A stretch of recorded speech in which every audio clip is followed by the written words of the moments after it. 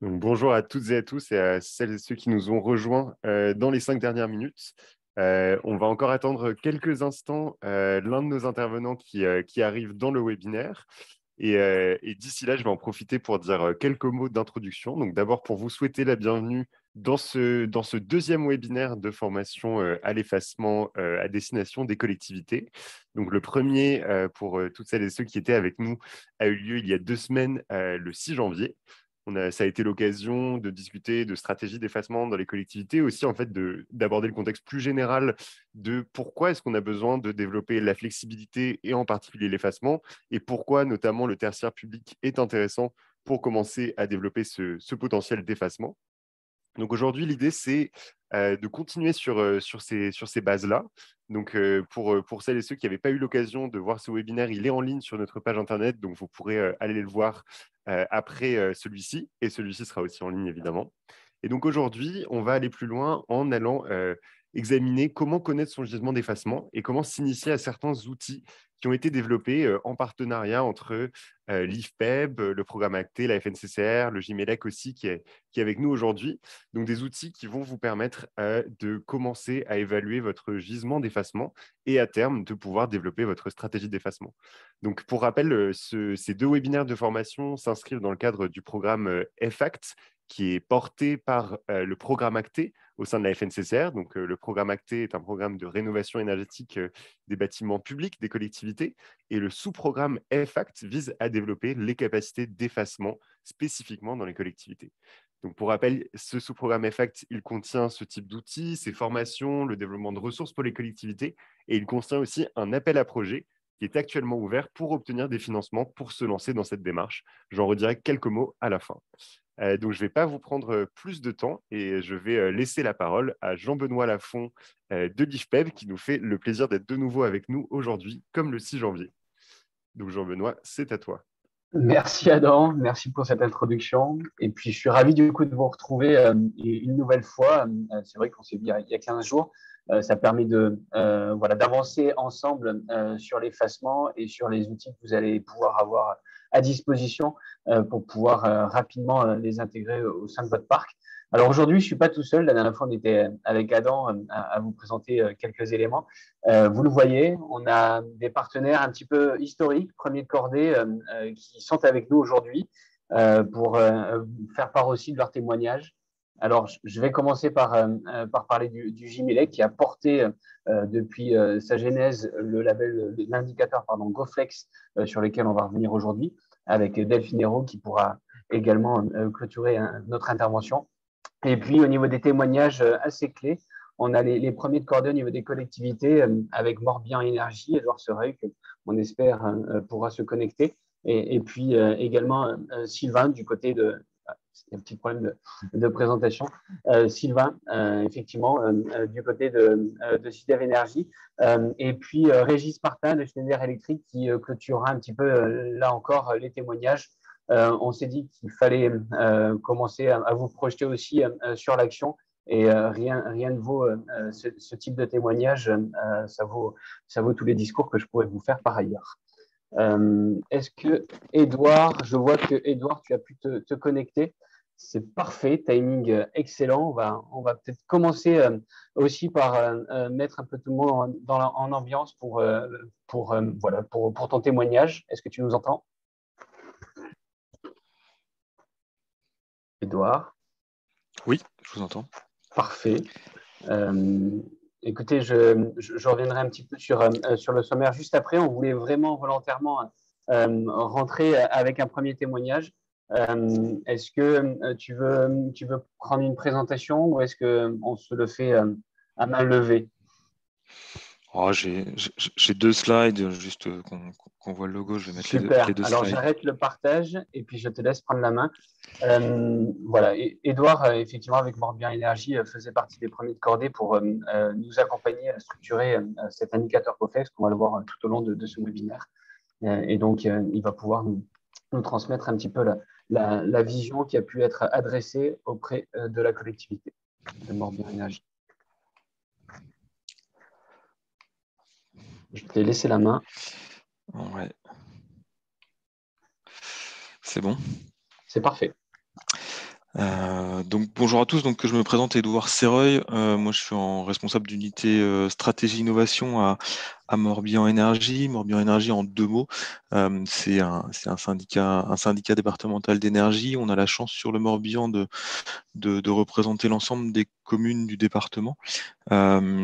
Et on exerce, je dirais, la plupart des compétences comme les autres syndicats d'énergie à l'échelle nationale. Et depuis une dizaine d'années, on intervient sur les sujets de la transition énergétique au travers les interventions sur les réseaux de bornes de recharge au niveau de la mobilité, au niveau de l'achat d'énergie, la production d'énergie et la maîtrise de l'énergie dans les bâtiments, où on est d'ailleurs bien accompagné dans le cadre du programme ACTE pour réaliser ces interventions sur les communes.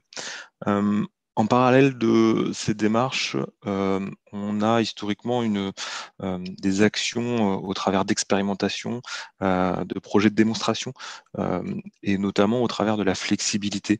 Depuis une dizaine d'années, on essaye, on regarde comment on peut travailler sur ces notions-là au niveau des bâtiments public de manière diffuse. Alors ça a commencé au travers d'un bâtiment tertiaire avec de la production, du stockage. Plus récemment, on a travaillé avec un constructeur automobile sur des solutions de batterie seconde vie, des solutions de véhicules bidirectionnels. Donc tout ça pour vous dire que ces sujets de la flexibilité et du pilotage, on les travaille et on essaye de voir de quelle manière ça peut se déployer et se diffuser le plus largement possible. Mais ce que l'on se rend compte, c'est qu'il y a une méconnaissance, ou en tout cas une appropriation de cette notion de flexibilité électrique qui n'est pas forcément évidente, et qu'on a tout un travail de communication et de vulgarisation qui est à mettre en place. Ça, c'est un point qui est important. Et on a également un point qui est important, c'est réussir à massifier. Aujourd'hui, les capacités de flexibilité au niveau des bâtiments tertiaires, ils sont avérés, mais ils restent faibles. Et donc, pour pouvoir atteindre les objectifs, ce qui nous semble extrêmement important, c'est de réussir à massifier et d'aller chercher un maximum de bâtiments tertiaires au niveau des collectivités. Et c'est dans ce cadre-là que du coup, on travaille depuis maintenant 2 ans, 3 ans avec le JMELEC, l'IFPEB et la FNCCR sur des solutions, des outils qui permettraient de pouvoir qualifier, de pouvoir référencer les niveaux de flexibilité ou la capacité de flexibilité des bâtiments de manière le plus simple possible. Et ce qui est aussi important dans la dynamique qu'on a et qu'on connaît aujourd'hui dans le cadre de nos interventions au niveau des bâtiments, c'est qu'il y a de nombreux travaux qui sont menés sur des audits énergétiques, de l'analyse de bâtiments. Et donc, ce qui est important, c'est de voir comment, dès aujourd'hui, on peut intégrer cette notion de flexibilité dans le cadre de l'analyse qui peut être faite au niveau des bâtiments. Et que, au-delà d'aller regarder la consommation des équipements, c'est aussi de voir leur capacité à s'adapter et à décaler leurs usages. Et donc, du coup, c'est c'est avec finalement ça contribue, la solution qui va être présentée après, à notre sens, permettra de contribuer à pouvoir communiquer sur des capacités de flexibilité au niveau des bâtiments avec des systèmes, des référentiels assez simples, des dictats de valeurs de flexibilité, et en même temps de pouvoir commencer à prendre en main des outils qui seraient utilisés en parallèle de la solution d'audit énergétique pour référencer quelques données liées à la flexibilité, pour avoir à la fois cette partie maîtrise de l'énergie et en même temps la capacité de flexibilité des bâtiments. Et donc, on croit beaucoup à ce référentiel, à cette solution. Ça nous semble être une réelle valeur ajoutée dans le cadre de la communication, de la diffusion, et tout ça pour atteindre des objectifs de massification. Et donc, dans ce cadre-là, voilà, à notre niveau, on on travaille avec les acteurs que j'ai cités tout à l'heure pour que on puisse finalement utiliser, et développer et déployer ces outils GoFlex de manière le plus standard, à la fois sur l'existant et après, finalement, pourquoi pas dans le cadre de la construction et de l'exploitation des bâtiments directement, quoi. Donc voilà, donc on est au début, je pense, de nouvelles solutions, mais voilà, ça me semblait important au travers de ce témoignage d'appuyer les espoirs qu'on peut avoir dans ces outils, même si aujourd'hui ça peut paraître quelque chose de comment dire, encore négligeable, ou enfin, peut-être un peu loin, la notion de flexibilité de pilotage, c'est quelque chose qui va devenir de plus en plus important. On l'a vu avec ce qui s'est passé cet hiver, et donc c'est important qu'on commence à rentrer dans des automatismes avec des solutions simples et diffuses, quoi. Donc voilà ce que je voulais partager en introduction de cette présentation avec vous sur la solution GoFlex qui va être présentée par la suite, quoi. Merci beaucoup, Edouard, pour ce témoignage. Et je te confirme que suite au webinaire au starter qui a été fait par la FNCCR et puis au webinaire numéro 1, je te confirme que les collectivités avancent sur ces sujets et puis que l'actualité de l'hiver a fait que l'effacement a forcément été au cœur des sujets énergétiques et que tout le monde avance dans ce même sens. Merci beaucoup. Vous comprenez sans doute peut-être un peu mieux pourquoi est-ce que je tenais à ce que Edouard puisse initier un petit peu ce webinaire. Donc, merci à toi. Je reprends la main sur la présentation pour vous structurer un petit peu on va dire que le webinaire pour la suite.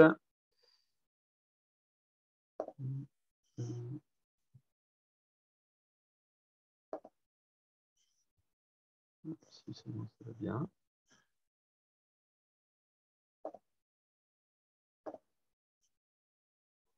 Ok.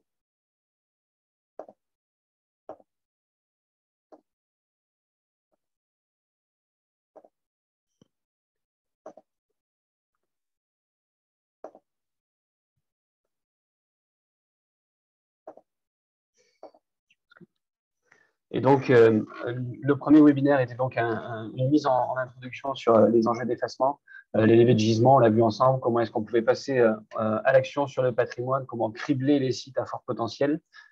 Et donc, aujourd'hui, vous l'avez compris, on va rentrer dans le détail de cet indicateur GoFlex. Comment est-ce qu'on fait pour se projeter sur cette phase de collecte de données pour aller compléter cet indicateur avec nécessairement un appui sur site, avec la connaissance de terrain, toujours pour continuer à être très opérationnel dans ce qu'on peut vous proposer. Dans un troisième temps, voilà, on vous fera un petit parcours d'utilisateur de l'outil, mais de manière extrêmement simplifiée. Faire une formation sur un outil de calcul via webinaire avec autant de personnes, c'est pas chose aisée. Donc, on vous propose juste ce parcours un peu initiatique pour aller un petit peu dans l'outil GoFlex. Et puis, ensuite, on ouvrira les sujets pour, vous l'avez compris, fluidifier, faciliter cette connexion à l'offre et à la demande avec la plateforme GoFlex que l'on va construire avec les partenaires sur 2023. Et ce sera Delphine Giraud du Gimlec qui pourra présenter tout ça. À chaque fois, il y aura des témoignages qui viendront rythmer un petit peu nos échanges. Alors, vous le voyez, les points 2, 3 et 6 seront vus aujourd'hui, étant donné que les points 1 et 4, vis-à-vis du plan d'action, les gisements ont pu être faits au webinaire numéro 1. Pardon, et là, on rentre encore un peu plus dans le vif du sujet vis-à-vis de l'effacement et de GoFlex. Je vous propose du coup cette intervention sur cet indicateur. Je vois que le timing est parfait, donc on va pouvoir continuer avec une approche en 3 bandes. GoFlex, qui est un accélérateur de marché pour l'effacement. Une vision un peu France et Europe dans le paysage dans lequel peut s'inscrire GoFlex aussi, pour vous faire prendre ce recul-là. Et puis, commencer à discuter de cette motorisation de l'outil. On parlait avec Edouard d'accélérateur de marché de l'effacement. C'est vraiment l'enjeu de cet indicateur très, très simplifié. Il avait cette vocation, et le Gimlec en était encore une fois à la genèse, qui était de venir mettre, on va dire, une vision, une étiquette à un effacement électrique qui était encore il y a quelques années peu maîtrisé. Et, et forcément, cette notion d'étiquette et de pédagogie associée à cet indicateur était quelque chose d'important. D'où on va dire, les inspirations qui ont pu avoir lieu du côté des étiquettes énergétiques, du Nutri-Score, etc. Tout ça va permettre effectivement d'avoir un indicateur sur le bâtiment, avoir une vision sur l'effacement. Et c'est bien voilà, le grand objectif de cet indicateur pour venir attester des moyens de flexibilité aussi et d'initier cette dynamique de marché. Comme toujours, ce type d'indicateur peut aussi inspirer, distiller, on va dire, le marché avant de voir une normalisation un peu plus réglementaire. Donc, c'est important de venir monter en connaissance sur ces enjeux, connecter l'offre et la demande, j'en ai parlé, et puis effectivement venir faciliter, fluidifier la mise en œuvre de contrats de flexibilité. Vous l'avez bien compris, dans le marché tertiaire, les sites diffus, les différentes barrières à l'effacement ont déjà été exposées la dernière fois. Et donc, GoFlex voilà, est une des réponses pour pouvoir fluidifier et faciliter cette mise en œuvre dans les contrats de flexibilité en connectant cette offre et la demande. Pour prendre un peu ce recul au niveau de la France, c'était juste pour vous signifier que GoFlex est effectivement compatible. La certification pardon, Ready to Service, qui est portée par la Smart Building Alliance et qui est certifiée via Certivea, cite GoFlex sur les sujets de connectivité. Donc, c'est un vrai sujet pour qu'on puisse venir alimenter Ready to Service pour ces bâtiments. Peut-être que certains d'entre vous pourront échanger. Alors, à date, cette certification était un peu plus concernait un peu plus on va dire les bâtiments du tertiaire privé, mais je suis sûr que avec un panel aussi chargé aujourd'hui, on pourra peut-être trouver quelques collectivités qui l'adressent également. Et puis la vision européenne. Alors, il existe un indicateur qui va se déployer, qui s'appelle le Smart Readiness Indicator. Donc, ce sont une directive, enfin, ce Smart Readiness Indicator découle d'une directive européenne. Ils sont encore en train de le structurer, mais je tenais à vous montrer un petit peu l'impact dans ces indicateurs un petit peu qui permettent d'améliorer la qualité de service au sein des bâtiments, de penser autrement les bâtiments au niveau de ces indicateurs de suivi. Vous le voyez, il y a 30% qui concernent l'énergie au sens classique du terme, les savings et l'opération. Il y en a 30% qui répondent à des besoins d'usage fonctionnel, de confort, etc. Et puis, il y a encore un gros tiers sur la flexibilité. Donc, l'enjeu est là. Et puis, quand on vient dans les sous-indicateurs, on voit à quel point la demande et la flexibilité énergétique est primordiale dans cet indicateur chapeau flexibilité et smart, où on a du coup quasiment un 30% de poids dans cette notation. Donc, le SRI, au sens européen, propose donc une sorte de score un peu qualitatif et sur lequel GoFlex pourrait s'insérer avec une vision complémentaire qui, avec GoFlex, est un score beaucoup plus quantitatif avec une vision d'effacement, on va le voir sur l'étiquette, et avec cette vision un peu classique du test and learn de GoFlex qui permet d'apprendre sur les bâtiments à plus fort potentiel et de continuer à s'aguerrir sur ces sujets d'effacement. Donc voilà, tout ça pour dire que ce soit au niveau national ou au niveau européen, GoFlex compatible et complémentaire avec ces autres indicateurs qui concernent, on va dire, le bâtiment d'aujourd'hui et de demain. Si je me projette un petit peu à votre place, que peut vous apporter GoFlex? Excusez-moi pour la petite coquille. Vous commencez à le voir venir, un meilleur pilotage aussi de la transition énergétique. Quand on parle d'effacement, on vient aussi s'acculturer, on vient s'aguerrir sur les sujets énergétiques et de consommation. Les deux sont très liés. De compléter la donnée et l'information au niveau patrimonial pour pouvoir développer la flexibilité sur le territoire de votre collectivité. C'est donc un outil qui vous permet de vous positionner en tant qu'acteur de marché de la flexibilité, notamment vis-à-vis de la plateforme GoFlex, en tant que gestionnaire de bâtiments, de bandes de recharge, etc. Vous allez pouvoir vous mettre dans cette dynamique de valoriser ces effacements. Et donc, c'est plutôt nouveau pour le marché tertiaire et c'est une très bonne chose. C'est donc aussi un levier pour mieux consommer, consommer au bon moment, notamment une ressource décarbonée. Et si certains d'entre vous ont on va dire, des installations ENR de production électrique ou production d'ENR au sens large, le fait de maîtriser cette consommation, de la décaler, de la faire au bon moment, ça vous permet aussi d'améliorer un petit peu l'autonomie énergétique si vous avez cette production ENR en parallèle et d'être donc beaucoup plus flexible et résilient, notamment vis-à-vis, comme vous l'avez compris, des sujets de tarification de marché au niveau des coûts d'énergie actuels. Et donc, voilà, c'est une des briques qui vous permet aussi d'aller simplifier et améliorer un petit peu l'autonomie énergétique.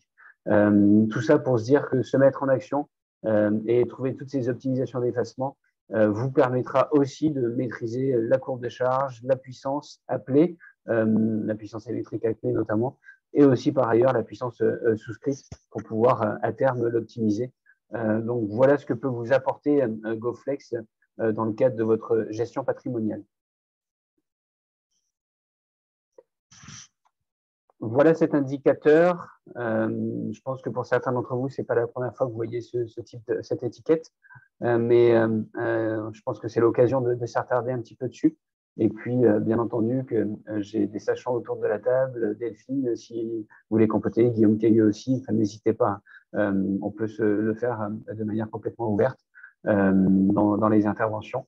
Et cet indicateur de flexibilité donne, je vous l'ai dit, une vision et qualitative et quantitative, ce qui est ce qui le différencie de Ready to Service ou des SRI européens, avec, on va dire, trois grandes catégories.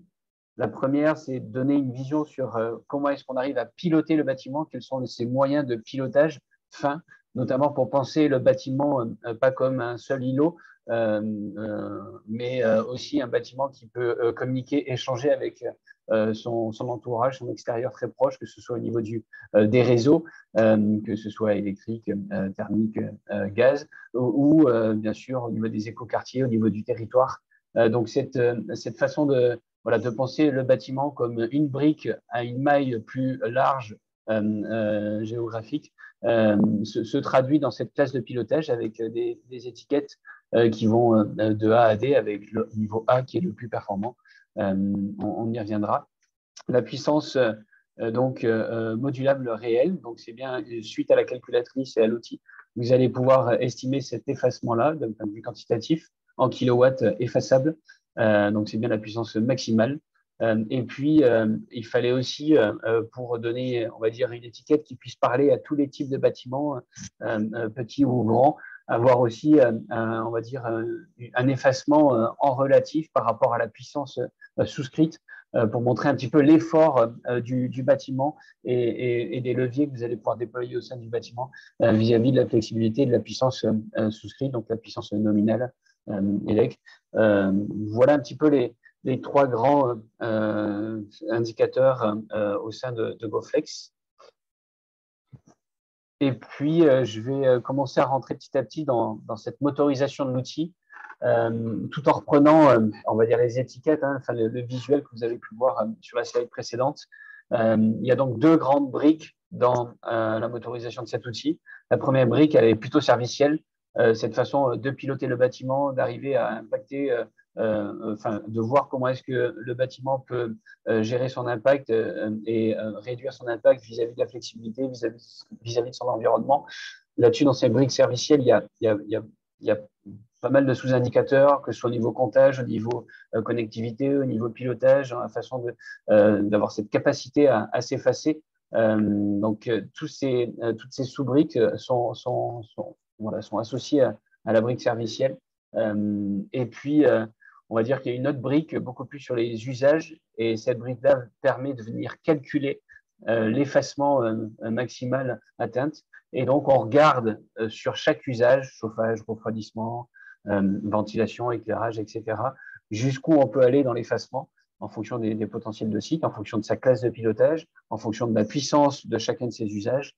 Et c'est bien cette brique-là de l'outil qui vous permet du coup d'aller estimer quantitativement le potentiel d'effacement. Et donc, de manière extrêmement synthétique, forcément, pour aller se projeter un petit peu plus dans l'outil, il est important de maîtriser le bâtiment, sa carte d'identité, des données générales qui vont permettre de venir mettre des curseurs pour ensuite initier la classe de flexibilité, l'évaluation du gisement, et puis en sortir l'étiquette GoFlex que vous avez sous les yeux.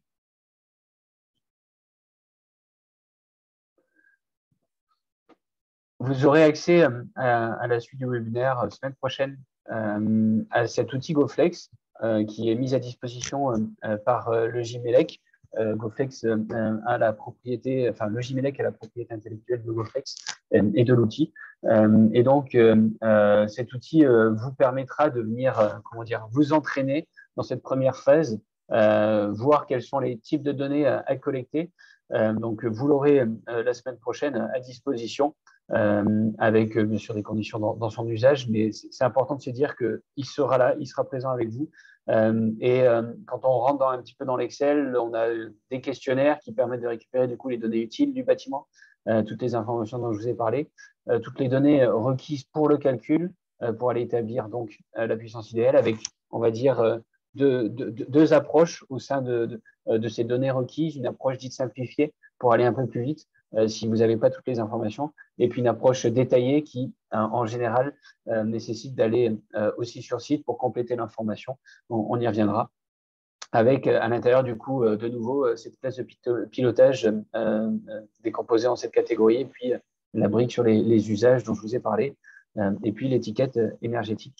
Juste pour vous signifier que cette version en Excel ne durera pas.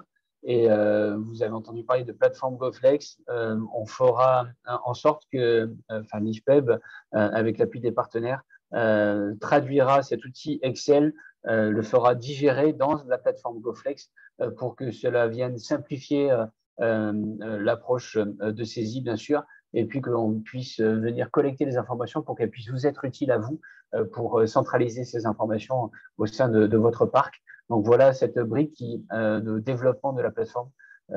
On abordera en fin de webinaire un petit peu le planning avancé là-dessus. C'était juste pour vous signifier cette version un peu temporaire en Excel.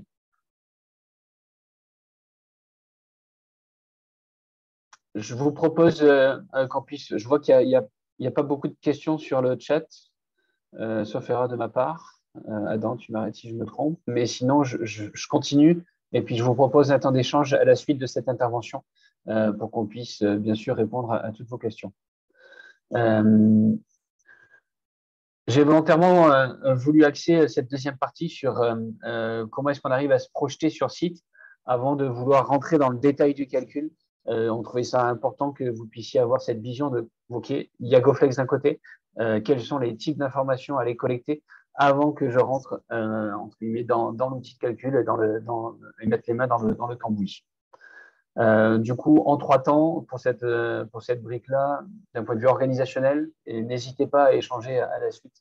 Je suis très preneur de voir comment est-ce que vous pouvez aussi penser cet enjeu organisationnel au sein des collectivités pour adresser l'effacement. Quelles sont les données à collecter et puis, on va dire, réaliser un petit peu comment est-ce qu'on se projette sur l'audit avec ce focus un peu plus spécifique sur l'effacement.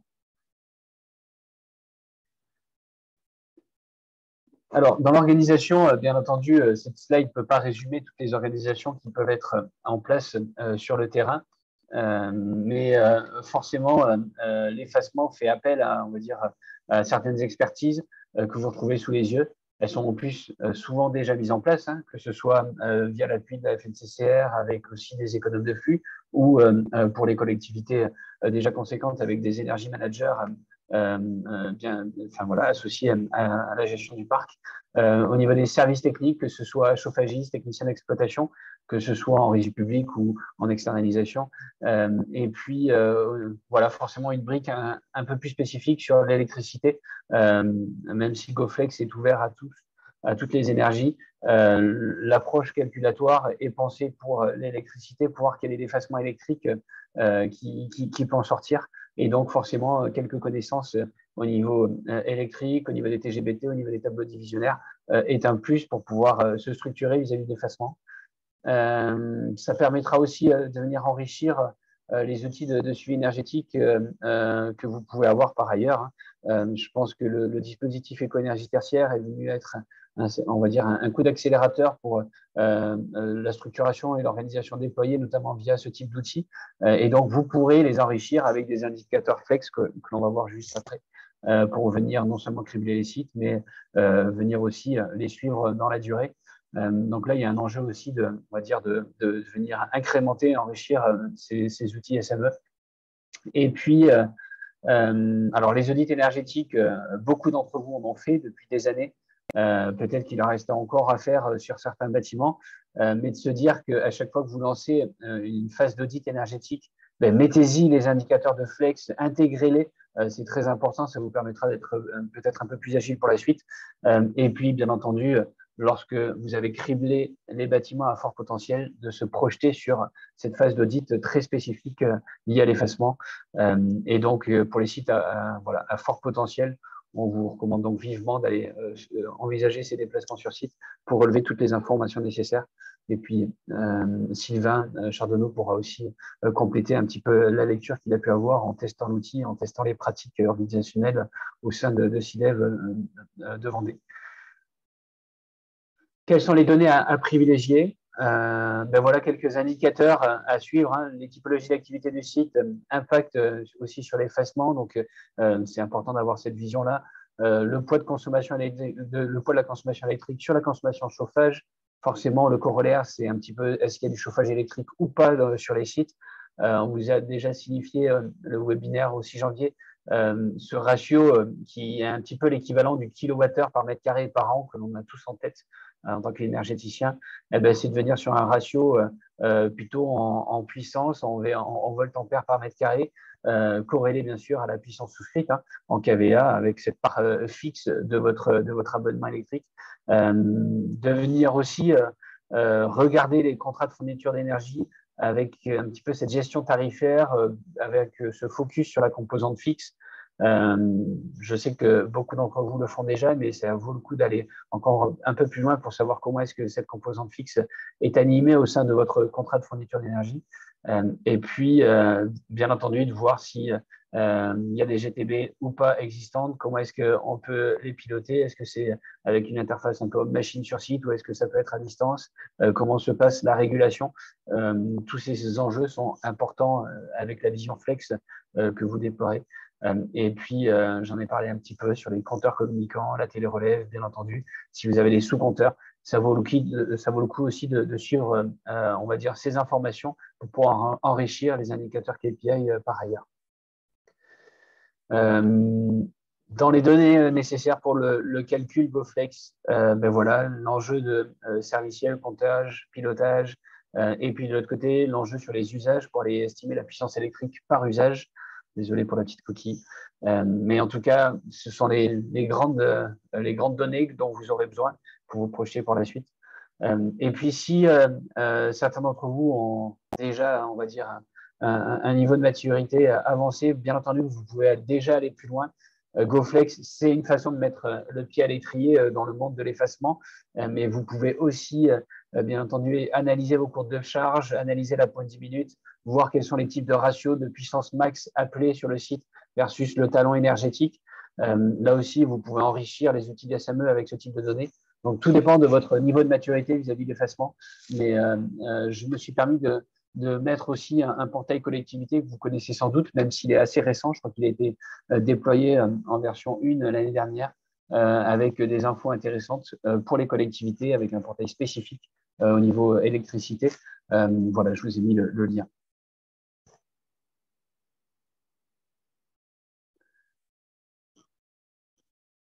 pour se projeter sur l'audit, alors, une très bonne façon de se prémunir d'un déplacement, parce que je sais que le temps vous est compté, c'est de se dire que dans la gestion patrimoniale, vous avez aussi facilement accès aux documents que vous avez sous les yeux.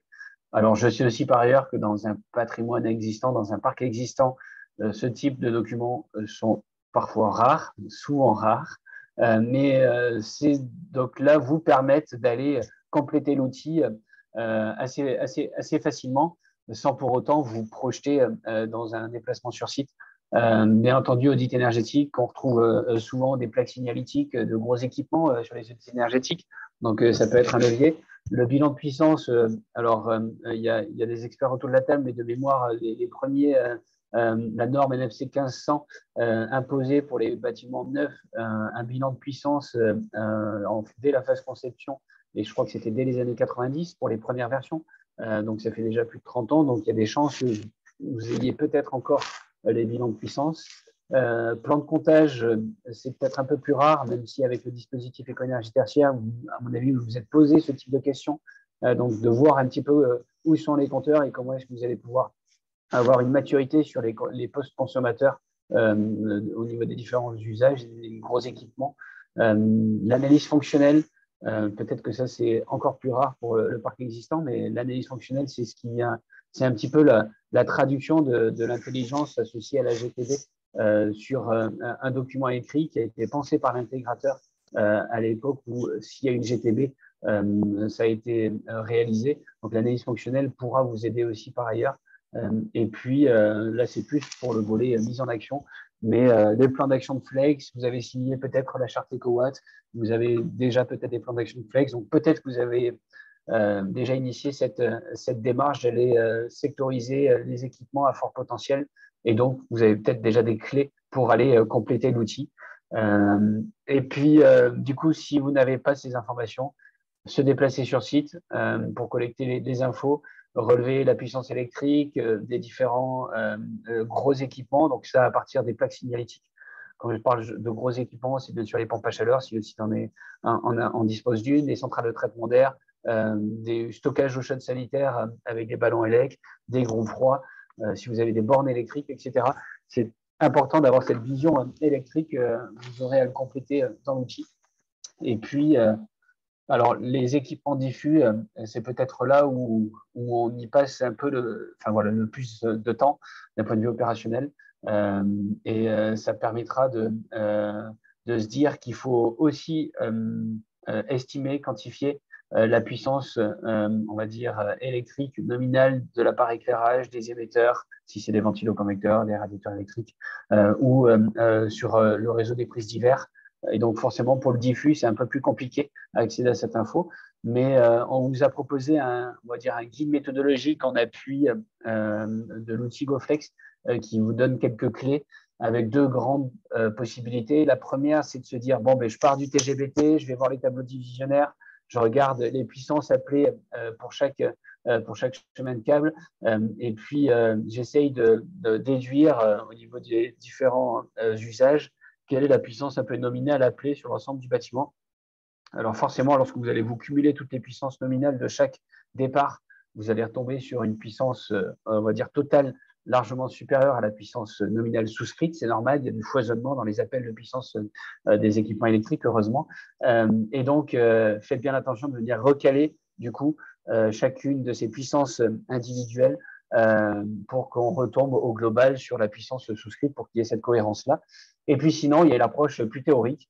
Alors là, on vous recommande aussi d'aller vous faire accompagner si besoin, mais il y a des ordres de grandeur en puissance par mètre carré, que ce soit sur l'éclairage, je vous en donne. Hein.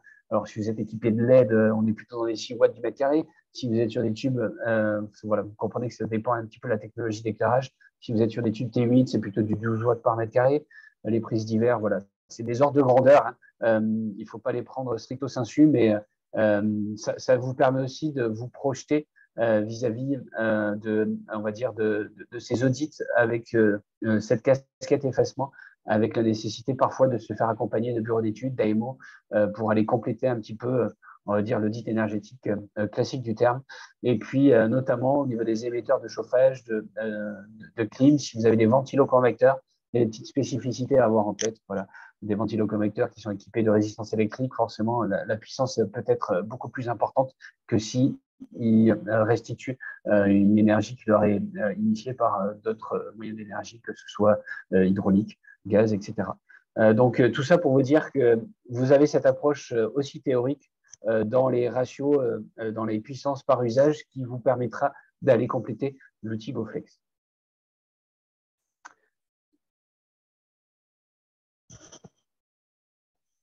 Je vois qu'on est encore un petit peu assez bon dans le timing, à quelques minutes près. J'ai Simon Gaillard qui pose une question sur le chauffage d'abord. Non, alors oui, enfin, j'ai parlé de pompe à chaleur, mais vous avez raison, il peut y avoir des radiateurs électriques, enfin bref, il peut y avoir différents modes de production de chauffage intéressants à aller voir. Ce que je voulais dire par là, c'était les gros équipements, c'est très simple, c'est le plus rapide à aller vérifier avec les plaques signalétiques. Et enfin voilà, on ne se projette pas tous, ce ne serait pas concevable que d'aller voir toutes les puissances individuelles des radiateurs électriques si le bâtiment en est composé. Donc, c'était juste pour vous donner voilà, un focus assez rapide sur les gros équipements. J'espère que Simon, ça répond à la question.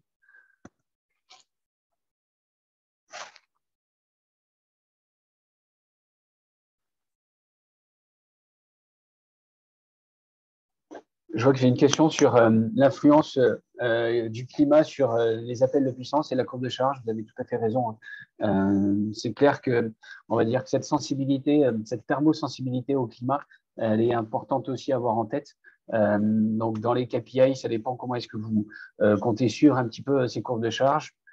Il commence à y avoir quelques modèles qui peuvent exister, et puis on l'a testé d'ailleurs voilà, sur CubeFlex avec un modèle qui permet d'aller faire du prévisionnel de courbe de charge. Il en existe d'autres avec on va dire les GTB très récentes qui permettent voilà, d'avoir une courbe de charge un peu plus prévisionnelle en fonction de la rigueur climatique. Mais c'est important, effectivement. Merci, Alan Coulard. Voilà, n'hésitez pas à prendre la parole aussi, hein, si vous voulez poser des questions, vous pouvez y aller.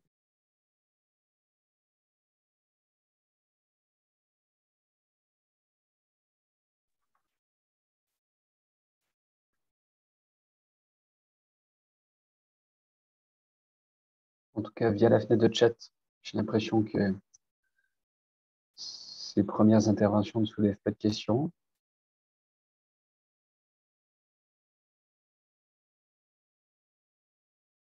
Je vois qu'on est effectivement un peu plus de 70 Adam, avec en plus des partenaires qui sont des collectivités qui étaient présentes il y a 2 semaines. Donc, n'hésitez pas à intervenir.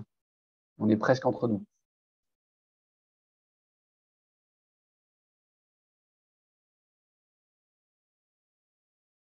Est-ce qu'il existe une démo pour tester l'application? Alors, vous aurez l'outil Excel, donc c'est une façon de tester GoFlex. Mais si vous parlez peut-être d'application, c'est peut-être on va dire les prémices de ce que je vous ai dit sur la motorisation de GoFlex dans une plateforme GoFlex. Alors, il n'existe pas encore de démo sur la plateforme GoFlex. On y viendra, on vous donnera avec Delphine, on va dire, le planning de déploiement. Et puis, n'hésitez pas, s'il y en a certains d'entre vous, je fais déjà un premier appel à contribution, qui souhaitent venir en tant que bêta-testeur de cette plateforme. Ce sera avec grand plaisir. On pourra animer ça avec Adam et avec certains d'entre vous. Exactement, on réfléchit à éventuellement organiser une petite session de plus prise en main de l'outil.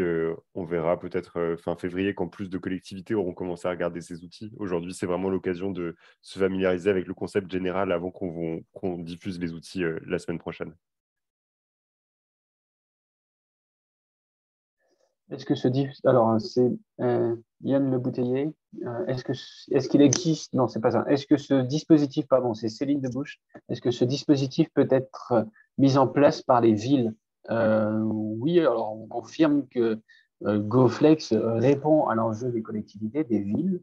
Donc n'hésitez pas à aller peut-être déjà reprendre le webinaire numéro 1 où on vous accompagne dans la façon de tripler les sites, les bâtiments, et d'aller aussi voilà, vous projeter là-dessus. C'est très adapté pour les villes, tout à fait. Et pour rebondir là-dessus, on en reparlera rapidement à la fin, mais du coup, donc on a l'appel à projet FACT qui est là pour vous soutenir sur la partie financement de ce type de projet. Et enfin, des villes, ça nous semble un échelon tout à fait adapté et au contraire très intéressant, même pour trouver des sites de différentes tailles. Vous avez souvent beaucoup de bâtiments publics selon la taille de votre ville ou de votre agglomération. Donc, c'est toujours un échelon très intéressant pour travailler. Merci Adam. Je vois une question sur des conseils pour le côté organisationnel et opérationnel, si, des conseils pour le recrutement d'un stagiaire d'effacement pour un syndicat d'énergie. Alors, moi, je pense que faut avoir un profil de thermicien, d'énergéticien. Ça paraît être le plus pertinent. Et puis, avec, on va dire, la génération qui est en train de sortir, que ce soit de licence ou d'école d'ingénieur, il y en a de plus en plus qui ont envie d'aller aussi sur les sujets de smart building, d'intelligence. Et donc, voilà, l'effacement est un magnifique sujet, un beau terrain de jeu pour ces jeunes qui sortent avec cette connaissance thermique du bâtiment et comment se projeter avec la régulation, le pilotage et ce type d'équipement. C'est aussi un monde à part. Hein. Le côté intégrateur, fabricant GTB, on y viendra par ailleurs. Donc, ça peut être très intéressant d'associer les deux mondes et je sais que la nouvelle génération a vraiment envie d'aller là-dessus.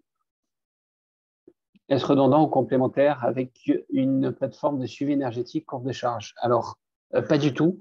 C'est-à-dire que nous, on ne vous propose pas de suivre la courbe de charge. On soit d'accord, on ne la monitore pas. Ça vous donne un indice qui vous donne le potentiel d'effacement. Donc, ça n'a, entre guillemets, rien à voir avec un monitoring de courbe de charge qui serait fait par un outil DSME par ailleurs.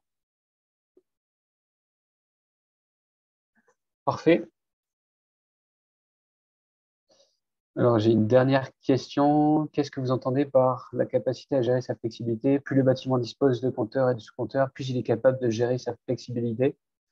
Alors, sa capacité à gérer sa flexibilité, elle vient par le pilotage des équipements, l'intelligence que vous pouvez avoir au niveau des sites, aussi à les lever, activer tous les actions qu'on a pu vous présenter lors du webinaire numéro 1. Et la notion des compteurs et des sous-compteurs, là, c'est plutôt pour gagner en maturité sur les consommations de ces grands équipements. Et on a besoin aussi d'avoir cette notion de comptage vis-à-vis de GoFlex.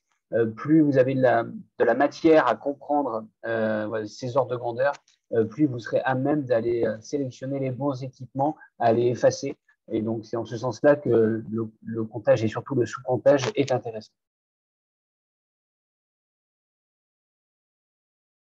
L'idée de s'effacer, c'est peut-être la dernière question et après on laissera la place à un témoignage complémentaire. Sylvain Mébel qui dit l'idée de s'effacer du réseau et d'avoir un contrat d'énergie moins coûteux. Alors, pouvoir s'effacer, dans tout contrat d'énergie, il y a une part dite variable, c'est la consommation énergétique, comme vous le savez.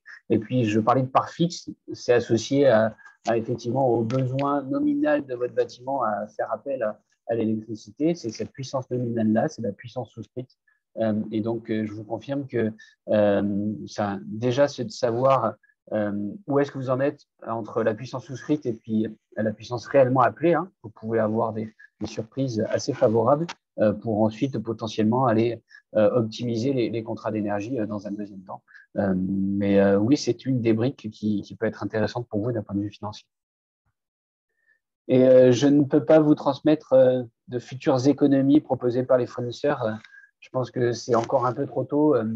Donc, on va continuer à développer ensemble, structurer la plateforme GoFlex, intégrer cette plateforme, avancer aussi de votre côté. Et puis, bien entendu, il y aura un moment où il y aura des échanges qui seront faits. Et c'est l'enjeu de la plateforme GoFlex, c'est d'aller voir les agrégateurs, c'est d'aller voir les fournisseurs d'énergie, voir comment est-ce que vous pouvez valoriser ce pool de bâtiments avec le gisement.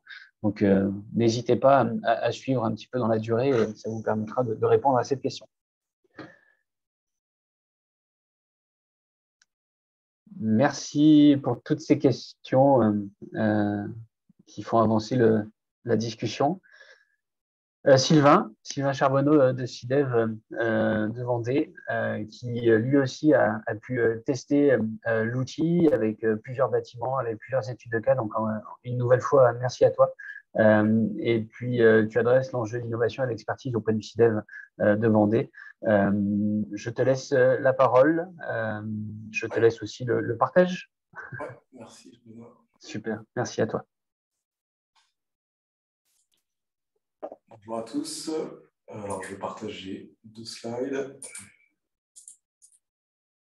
Donc, en effet, on travaille avec la FNCR et puis le GIMELEC depuis quelques mois. On a du coup expérimenté un peu la démarche d'ensemble, je dirais. Donc là, aujourd'hui, l'idée, c'est de vous faire un petit retour. Juste pour commencer, donc le CIDEV étant un syndicat d'énergie, on a la visibilité sur un ensemble de patrimoine des communes, donc assez vaste. On gère aussi l'achat d'énergie. Donc voilà, ça contextualise un peu mon propos. Donc comme ça a été présenté, il y a une première étape nécessaire de ciblage, notamment pour nous qui avons justement plusieurs milliers d'ouvrages et de bâtiments sur lesquels on va s'intéresser en premier. C'est la première étape importante. Se posent plusieurs problématiques. Quelle est la qualité de nos bases de données actuellement? C'est pour moi le cœur du sujet. C'est est-ce qu'elles sont à jour? Est-ce qu'elles sont complètes? Nous, on estime qu'elles sont bonnes, elles sont perfectibles, bien sûr. Notamment les surfaces, pour commencer à en sortir des seuils, des critères. C'est un exemple de données qui peut être forcément qui évolue suite à des extensions, suite à une mise à jour, ou voilà, sur des bases de milliers de bâtiments, il y a forcément des trous, ou alors des mises à jour un peu anciennes. Ensuite, donc vraiment l'objet, c'est de traiter l'ensemble de ces informations de manière en masse. Et ensuite, c'est après de dire, OK, on s'intéresse qu'à l'électrique. Rappelons, donc nous, si on gère l'achat d'énergie, on gère gaz et élec pour l'ensemble des communes de la Vendée, presque l'ensemble. Et clairement, le chauffage est principalement au gaz. C'est 70% de l'énergie consommée. L'électricité, bien sûr, il y en a. Il y a la chasse aux watts perdus à faire, bien sûr. Mais c'est le premier filtre à réaliser, c'est aussi de dire lesquels sont consommateurs au gaz ou élec, et après lesquels sont chauffés à l'élec ou pas. Donc il y a cette connaissance du parc à avoir et qu'on a à travers nous les factures, donc les consommations surtout. Donc ensuite, on connaît également donc, les données contractuelles qui ont été évoquées également pour l'outil, donc les compteurs, qu'ils soient communicants ou pas, les puissances souscrites. Et donc là, nous, on s'est intéressé dans la démarche, surtout au C2, C3, C4, les C5 étant des petites puissances. On s'est dit que c'était l'étape suivante. On va d'abord aller chercher plutôt chez les grands ouvrages. Donc, d'abord, on fait comme ça une sélection un peu quantitative avec les seuils qui ont été évoqués en watts, en kVA par mètre carré et la puissance souscrite. Donc, chez nous, la chasse aux puissances souscrites inadaptée a été faite déjà depuis plusieurs années. Donc, normalement, on a des puissances souscrites conformes aux usages, mais il est vrai qu'on peut encore trouver des grands écarts. Donc, cette démarche sert aussi à prolonger en fait la connaissance de notre patrimoine et notre mission de conseil en fait envers les communes. Voilà, donc les seuils permettent de commencer à avoir une sélection plus fine, et ensuite vient l'analyse qualitative. Derrière les chiffres en fait se cachent des typologies de bâtiments, et là on peut pas échapper en fait à cet œil un peu d'expertise énergétique et du bâtiment. Et donc ici, au syndicat d'énergie, on a une équipe qui connaît bien le terrain et qui sait dire, en fait, selon la typologie de site, si c'est pertinent ou pas. Je vais donner l'exemple des bâtiments événementiels ou salles de sport qui ont des forts appels de puissance, mais en fait ne consomment pas forcément de manière inadaptée ou trop, puisqu'il s'agit d'usage d'éclairage. L'usage d'éclairage, c'est un cas difficile à flexibiliser, à classer, puisqu'il revient tout de suite en confrontation avec l'usage. Et donc là, nous, de notre bureau, en tant que syndicat d'énergie, pas forcément maître d'ouvrage dans la commune, on peut difficilement questionner l'usage. Est-ce qu'il y a eu besoin ou pas, en fait. Donc nous, on va quand même promouvoir la diminution de puissance, mais permanente pour l'éclairage, en l'occurrence, ça va être mettre de la LED qui appellera moins, mais l'usage sera quand même présent. Donc, en fait, cette analyse, elle vient questionner justement à quoi sert ce bâtiment, à quoi servent ces puissances à ce moment-là, et ça devient intéressant. On n'a pas les réponses à tout à ce niveau-là. Par contre, on vient chercher justement des réponses qui vont venir améliorer en fait, la consommation globale et apporter en fait, des éléments pour l'effacement à venir. Donc là, on ne peut pas se passer la connaissance du terrain, du territoire. Est-ce que le bâtiment a été rénové? Oui, non. Est-ce qu'il est dans un programme de rénovation en cours? Est-ce qu'il a été construit il y a très longtemps? Est-ce qu'il est instrumenté? Est-ce qu'il a évolué? Voilà. Donc là, derrière tout ça, il y a les enjeux politiques du territoire. Il y a les fonds. Est-ce que la commune a les moyens de rénover ou pas? Et du coup, l'effacement, quelle est sa place dans l'ensemble de ces questionnements en fait, sur leur bâtiment. Donc, une fois qu'on a notre sélection un peu plus fine, on va regarder et faire tourner en fait, l'outil Loflex sur les bâtiments. Et donc là, on s'appuie toujours sur notre équipe en fait, de techniciens énergie. Et là, nous, en tant que syndicat énergie, on n'a pas toujours le même rôle selon les territoires. On peut préconiser des spécifications au bureau d'études, mais après, on n'a pas forcément toujours les résultats. On a des situations un peu hétérogènes. Mais par contre, quand on a des informations, on sait remplir du coup l'outil. C'est ce qu'on a réalisé sur moins d'une dizaine de bâtiments. Les audits sont plus ou moins complets, ils n'ont pas forcément exploré l'ensemble des puissances, comme Jean-Benoît citait, ça nécessiterait des fois des extensions d'audit pour voir et détailler les puissances et les usages. On pourrait aller chercher notamment toutes les plaques signalétiques et voir les puissances nominales ou les puissances max de chaque usage, que ce soit des moteurs, des frigos, des ventiles, etc. Là, nous, on a vu que les audits, c'est clairement ciblé énergétique et dans le but de rénover thermiquement l'enveloppe. En fait.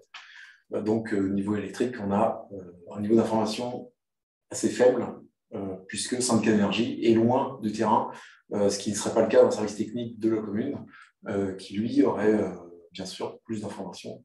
Donc, c'est là que je contextualise mon propos justement parce qu'on est syndicat d'énergie et pas dans l'équipe technique de la commune.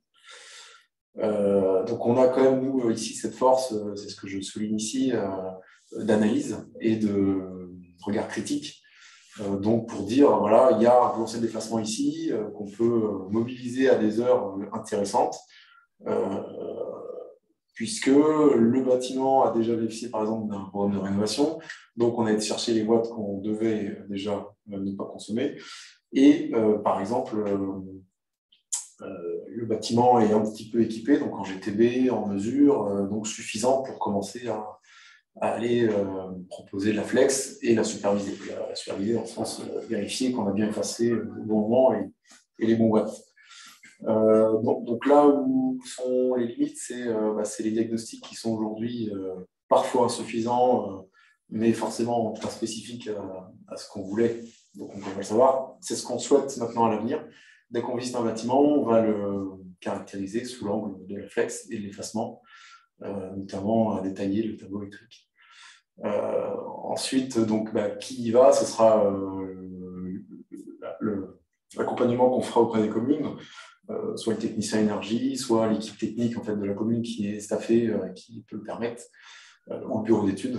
Voilà. Ces rôles sont encore à définir, mais on est plutôt promoteur et donc on va justement explorer en fait, tous ces rôles, faire aussi monter en compétence les bureaux d'études et leur proposer éventuellement des des cahiers des charges, quelque chose qu'on construirait ensemble avec la FNCA pour harmoniser les pratiques. Et ensuite, comme ça a été cité aussi en intro par Morbihan Énergie, hein, le sujet, il faut le vulgariser, l'exprimer, dire à la commune et aux usagers qu'en fait, on va pas leur couper le confort ni les fonctions principales du bâtiment. Ça se voudra être à usage et confort constant, donc des effacements invisibles. Donc ça, c'est bien l'objectif, c'est de trouver ce juste milieu et donc la meilleure connaissance à la clé et des économies financières éventuelles. Tout ça est à monter et on est dans justement une démarche d'expérimentation et d'exploration sur ce sujet.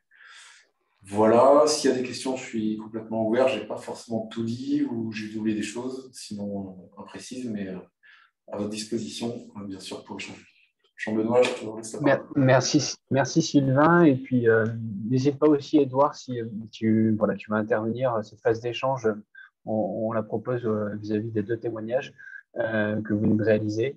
Sylvain, moi, j'avais une première question. C'est si tu sans faire de teasing vis-à-vis, on va dire, des patrimoines des collectivités de Vendée, quels sont les types de bâtiments, du coup, que vous avez shortlistés pour avancer?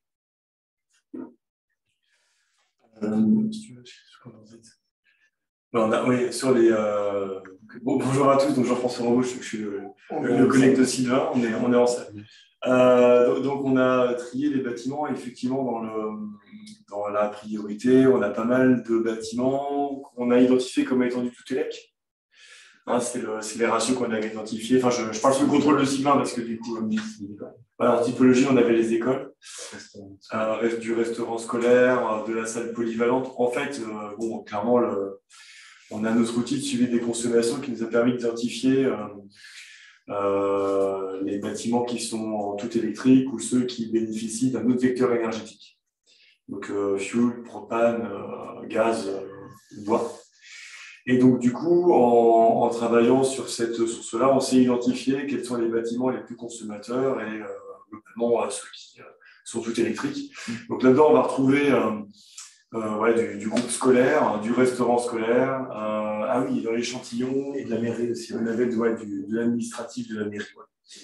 À savoir qu'on est en train de consolider un petit peu cette vision-là, puisque là, on s'est engagé sur un plan de sobriété auprès des collectivités. Enfin, c'est une demande politique qu'on a eue, eu égard au contexte énergétique qu'on connaît depuis quelques mois maintenant, où notre direction souhaite avoir un plan d'action très clair sur les bâtiments qui sont les plus consommateurs. Donc, on avait commencé déjà à aborder le sujet il y a quelques temps déjà sur ces aspects-là. Nous, on a identifié, par exemple, au niveau départemental, on a 500 bâtiments qui représentent plus de 60% des coûts des collectivités. Donc, ça fait 12% des sites représentent 60% des coûts en bâtiments de collectivité. Donc, on est en train de travailler sur cette liste-là. Et dans cette liste-là, on va donc prioriser principalement ceux qui sont tout électriques pour voir leur potentiel de flex. Mais on va retrouver là-dedans un peu de tout, mais globalement, c'est principalement des écoles qui sont généralement toutes électriques ou ce genre de site-là. C'est encore à approfondir. Et je m'étais même mis pour mission d'approfondir cet après-midi, là, mais j'ai été un peu pris de court. Parfait, merci beaucoup. On a déjà une question sur le chat. Si vous aviez eu, quel type de retour vous aviez eu de la part des communes vis-à-vis de cette démarche d'aller vers GoFlex? Quels sont les premiers échos du terrain là-dessus que vous avez pu avoir? Pour l'instant, on n'a pas eu de réponse particulière parce que c'était GoFlex, on l'a vraiment utilisé en interne sur les données de patrimoine qu'on avait sous le coude. Et donc, l'idée, c'était plutôt de regarder un peu la robustesse de l'outil, de le tester, de voir si ça nous parlait, en fait, et surtout si ça parlait à nos techniciens énergie. Donc, là, on a identifié des points intéressants. Alors, après, il y a quelques palissades. On sait dire que, par exemple, une épave thermique tout électrique, c'est une super cible. Voilà. Et qu'un bâtiment qui a été rénové très fortement, du coup, c'est une moindre cible. Mais c'est un peu les éléments de conclusion qu'on a. Et par contre, Pour répondre clairement à la question qui est posée, pour l'instant, du point de vue des communes, tout ça, c'est encore très nébuleux. Il y a beaucoup de pédagogie à apporter. Et en fait, la pédagogie en collectivité, elle s'apporte souvent avec des éléments techniques, mais aussi financiers. C'est souvent, les élus sont souvent très intéressés de savoir comment ça marche, mais aussi combien ça coûte, ou alors, au mieux, voir combien ça rapporte. Et je dirais que l'élément financier aujourd'hui n'est pas trop mis en avant. On l'avait beaucoup fait il y a quelques années quand on a fait les optimisations tarifaires, où là, c'était très, très parlant. Et on parlait vraiment en euros par bâtiment, c'était facile.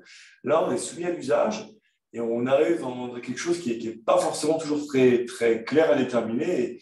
Et on attend aussi peut-être qu'à terme, l'outil GoFlex nous permette peut-être d'avoir une approche un peu plus fine de ce point de vue-là. Mais pour l'instant, on n'a pas d'éléments factuels. Ok, mais peut-être que d'autres, Edouard, merci pour le retour d'infos. Peut-être qu'Edouard, tu peux compléter vis-à-vis de collectivités que tu as pu adresser. Donc, quelle était l'appétence au niveau de Morbihan Énergie?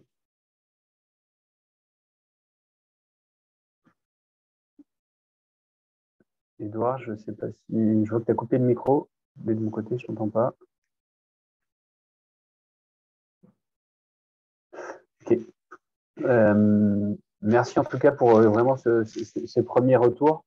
Et puis oui, on va suivre ça. On entend que voilà, le volet financier est un sujet aussi pour vous. J'entends que du côté de CIDEV, Vendée, vous avez déjà accompagné pour qu'il y ait ces optimisations tarifaires. Moi, si je peux juste donner des ordres de grandeur, on va dire suite au concours CubeFlex qui s'est lancé en janvier.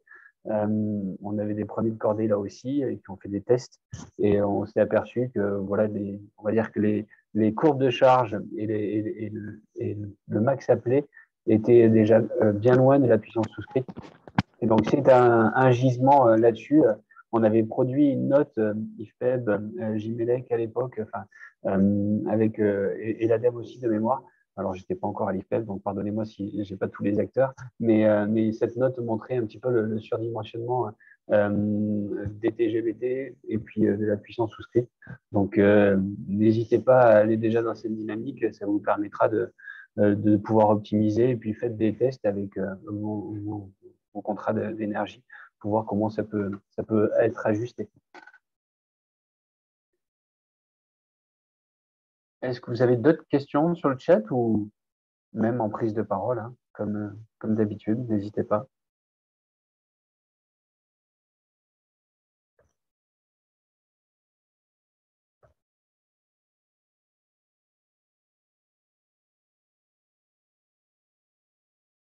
J'ai l'impression que…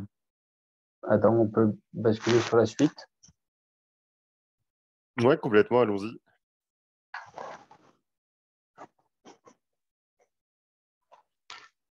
Et donc, pour rentrer un peu plus précisément dans l'outil GoFlex, voilà, je vais vous montrer quels sont les grands principes de calcul, cette notion de briques servicielles, de services et de classes de pilotage, et puis les usages. Voilà un petit peu, vous retrouvez, on va dire, l'étiquette, mais de manière un peu plus précise sur votre gauche, avec la classe de pilotage, la durée de préavis. Alors, cette durée de préavis, elle est importante dans l'outil de calcul. Nécessairement, si on vous prévient 24 heures avant ou si on vous prévient, on va dire, 1 heure avant, ou 13 minutes, 15 minutes avant, vous avez compris la notion d'anticipation pour pouvoir projeter le site dans l'effacement. Plus on anticipe, plus on peut aller loin sur l'effacement. Et donc, dans la notation, cette puissance flexible, elle est directement corrélée aussi à la durée de préavis sur laquelle vous pourriez vous projeter.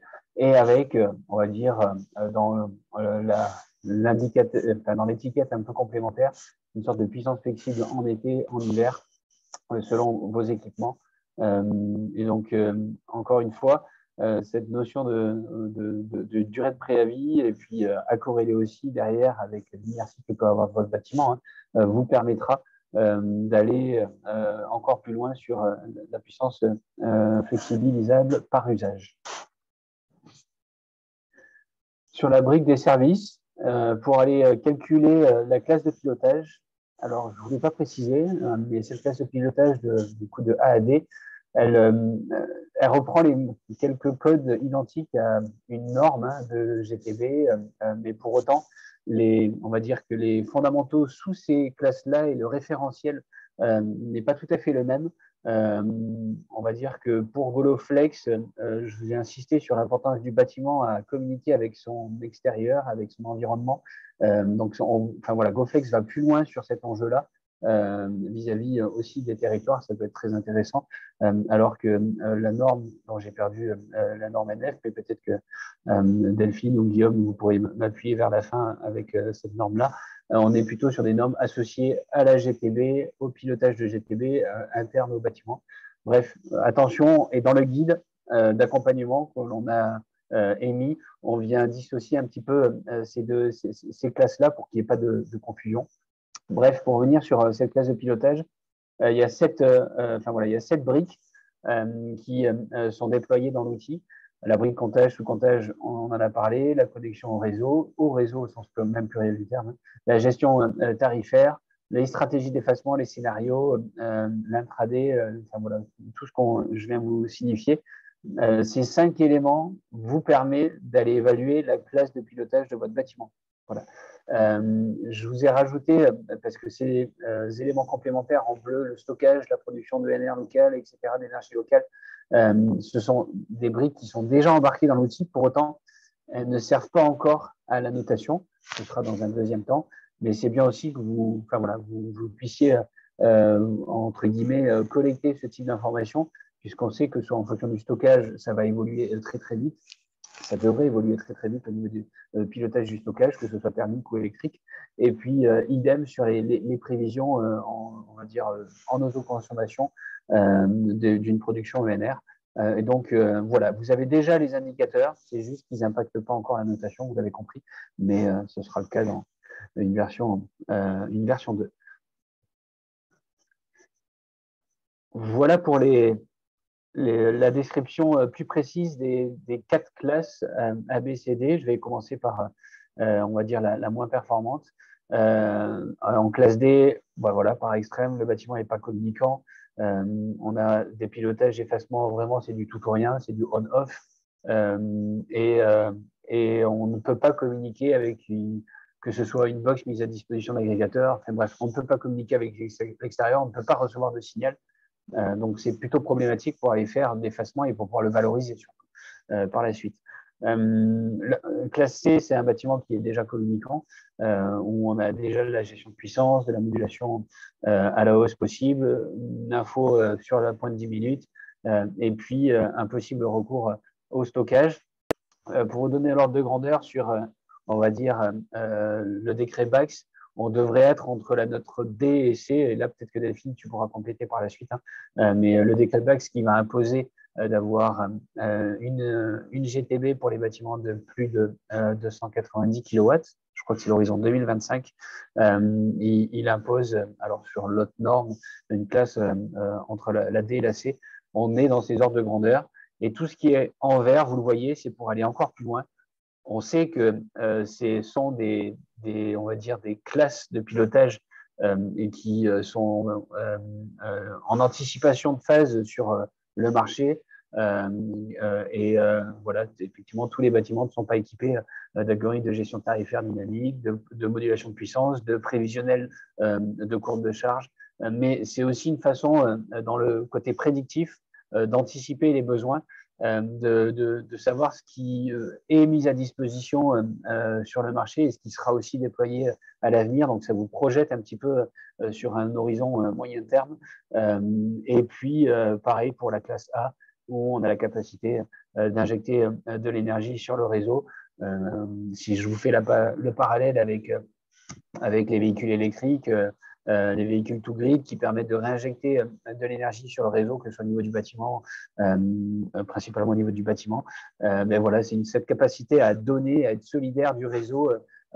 Et si le bâtiment a trop de production d'énergie associée à du photovoltaïque, associée à d'autres systèmes, bien sûr, de production de NR. Et donc, voilà un petit peu ces catégories. Jean-Benoît, oui.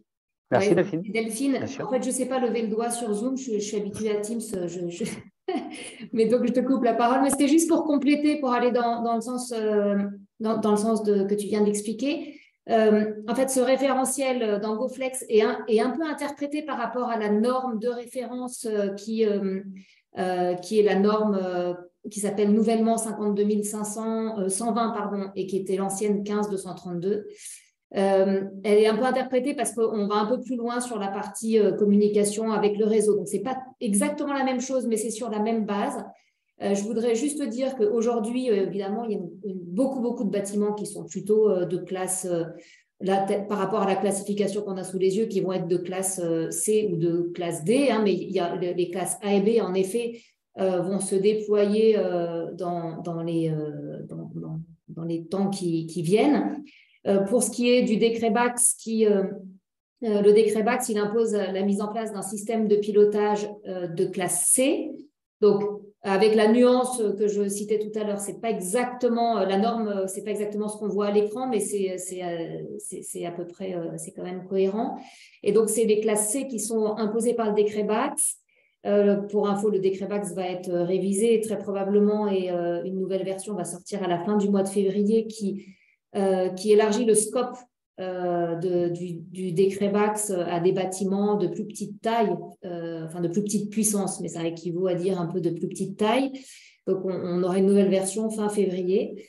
On aura l'occasion d'en reparler, mais ça veut dire qu'en accompagnement de cette obligation d'équipement, on a aussi des aides financières du côté des C2E pour favoriser la mise en place de systèmes de pilotage de classe A ou B. Donc, justement, pour favoriser les systèmes qui peuvent apporter plus de rendement et des fonctionnalités qui peuvent servir dans l'effacement. Voilà, simplement pour compléter ce que tu viens de dire. Merci beaucoup, comme toujours, pour ce complément très riche. Merci, Delphine.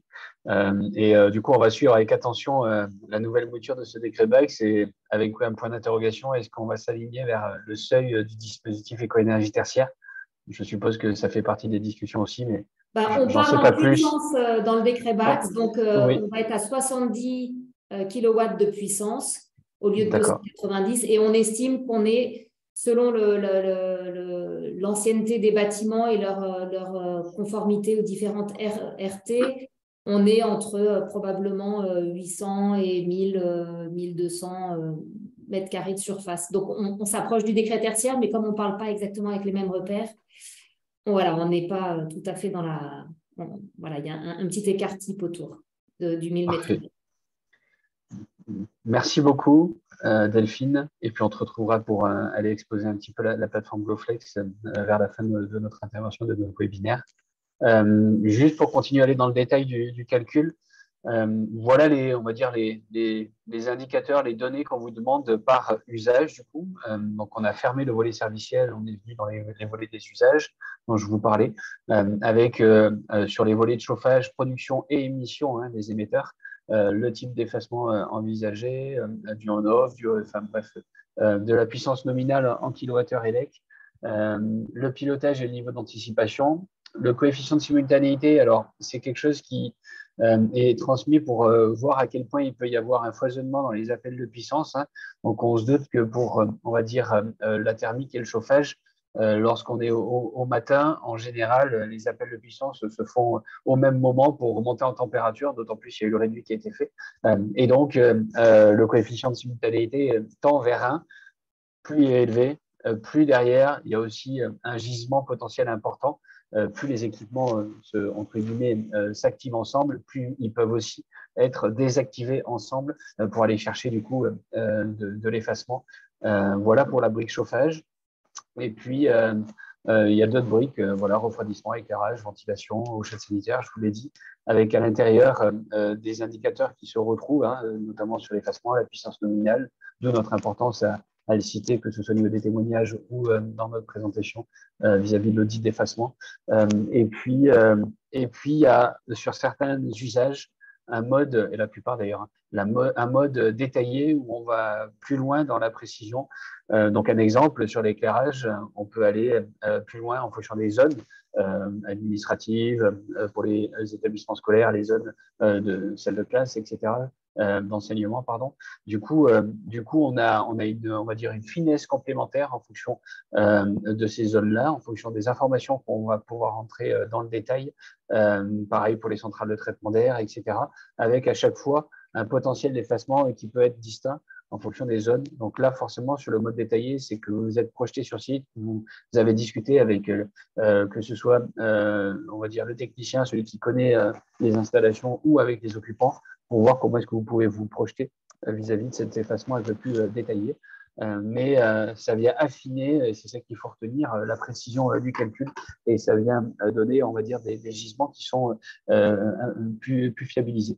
Merci Grégoire. Tony, je vois qu'en parallèle, vous avez parlé des certificats d'économie d'énergie en complément de Delphine, avec une bonification qui est adressée, donc une bonification pour toute nouvelle GTB.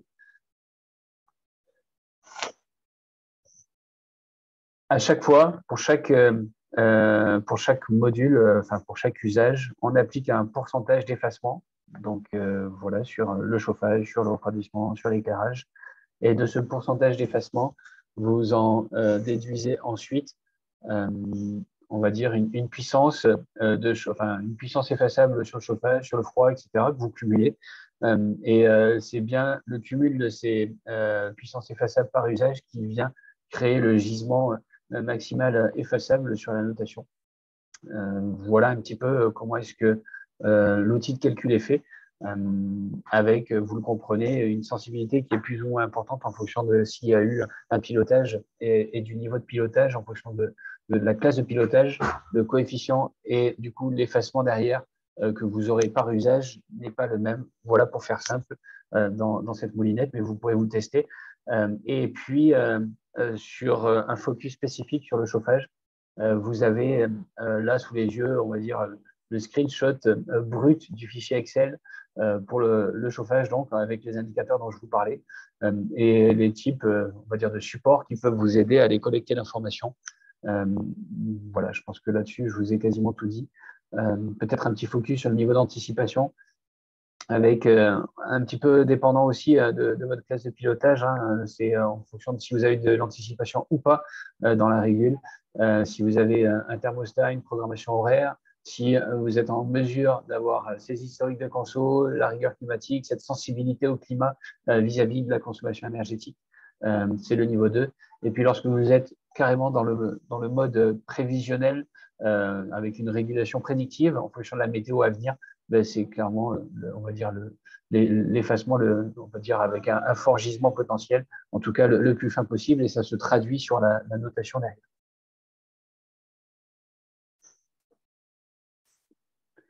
Voilà pour l'outil de calcul. Alors, enfin, sans faire de secret, peut-être, est-ce que vous voyez mon écran ici? Non, c'est la présentation qui est affichée. Mais voilà un petit peu l'outil que vous allez pouvoir avoir la semaine prochaine.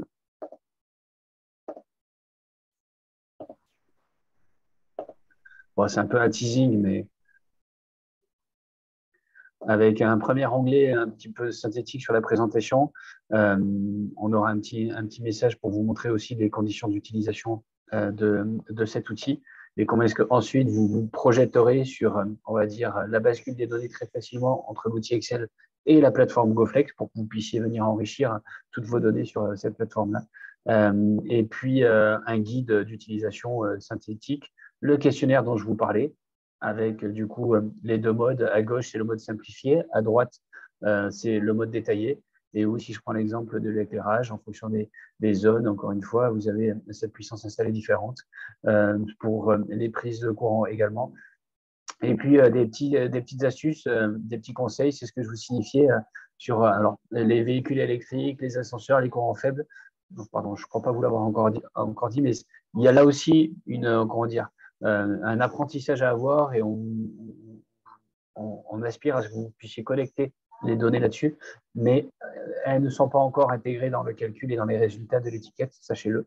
là aussi, ce sera en version ultérieure de GoFlex. En tout cas, c'est déjà une façon aussi de monter en maturité sur ces autres usages et qui pèsent de plus en plus lourd, vous en doutez, entre les véhicules électriques, le stockage et ce qu'on peut avoir notamment sur les courants faibles. Donc voilà, ça peut être extrêmement intéressant de se projeter sur certains bâtiments les plus emblématiques ou ceux qui ont les plus forts gisements avec ce degré de maturité complémentaire.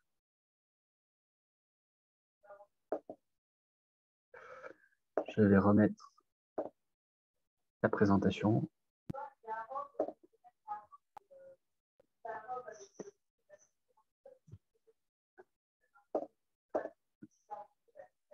Avant de basculer sur un témoignage, si vous n'avez pas de questions. Merci beaucoup pour le partage de l'outil, Jean-Benoît. Je pense que tout le monde a hâte de pouvoir commencer à l'utiliser. Et je vois une petite question dans le chat, Florence Malin, qui demande comment on peut évaluer le coefficient de simultanéité.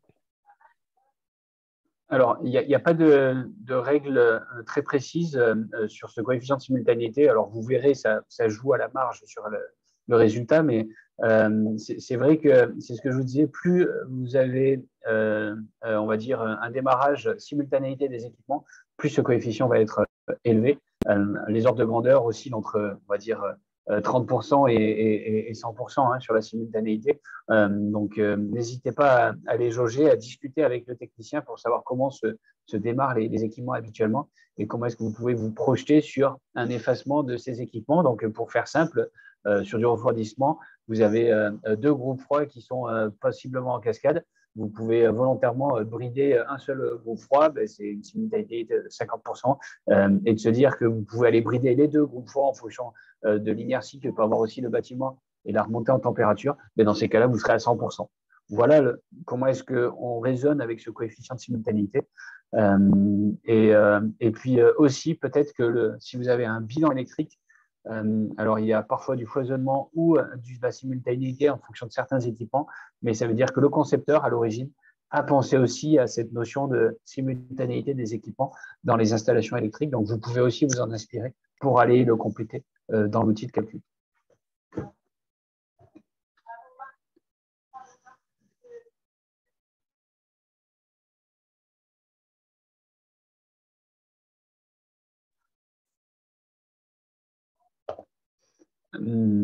S'il n'y a pas d'autres questions, Adam, je te propose… Attends, je reprends la fenêtre de chat. Oui, je ne vois pas d'autres non plus, bon. Donc je pense qu'on peut enchaîner. Ouais. Écoutez, on va enchaîner avec le troisième témoignage. J'ai l'impression qu'en plus, on est parfait dans le timing. Merci Régis Martin, qui est effectivement responsable performance énergétique et environnementale du site Hive, bâtiment emblématique de Schneider Electric. Je suppose que tu en diras un peu plus. Merci pour ton intervention. Tu as travaillé, alors déjà, je dois le reconnaître, on va dire, il y a bien longtemps sur cet indicateur GoFlex. Tu te l'es remis aussi à jour. Et merci à toi de montrer un petit peu comment est-ce que tu projettes, on va dire, les résultats et l'utilisation de l'outil vis-à-vis de ce bâtiment-là. Je signifie juste par ailleurs que vous vous inscrivez aussi dans une démarche vers QFlex. Donc, ce sera aussi une façon on va dire, de comparer cet indicateur GoFlex, alors ce n'est pas pour aujourd'hui, hein, mais pour la performance réelle obtenue en effacement. Régis, je ferme la parenthèse et je te laisse la parole. Je sais que tu as beaucoup de choses détaillées, techniques à nous raconter, donc à toi l'honneur. Je peux aussi diffuser ta présentation, tu me l'avais transmise, c'est comme tu veux. Soit tu prends la main, soit je la diffuse.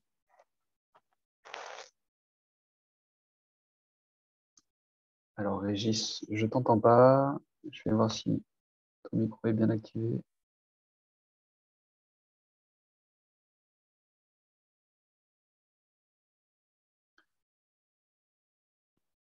Alors, je ne le vois plus connecté. Il a sans doute un petit problème de connexion. Est-ce que Guillaume, tu es dans le parage ? Je vois que Régis est revenu. Oui. J'étais parti, vous m'entendez ? Parfait. C'est parfait. Oui, on t'entend. Je disais, Régis, merci à toi. Oui. Je me suis permis d'introduire ton intervention. Je pense que, ok, tant mieux si tu l'as suivi. Est-ce que tu veux que je présente ce que tu m'as envoyé ? Non, je proposais je proposais de partager mon écran. Je t'ai bien D'accord. entendu pendant toute ta présentation. Je te remercie. Bonjour à tous. Alors, j'arrête le partage. Alors, je vais essayer de prendre celui-ci. Je vais vous...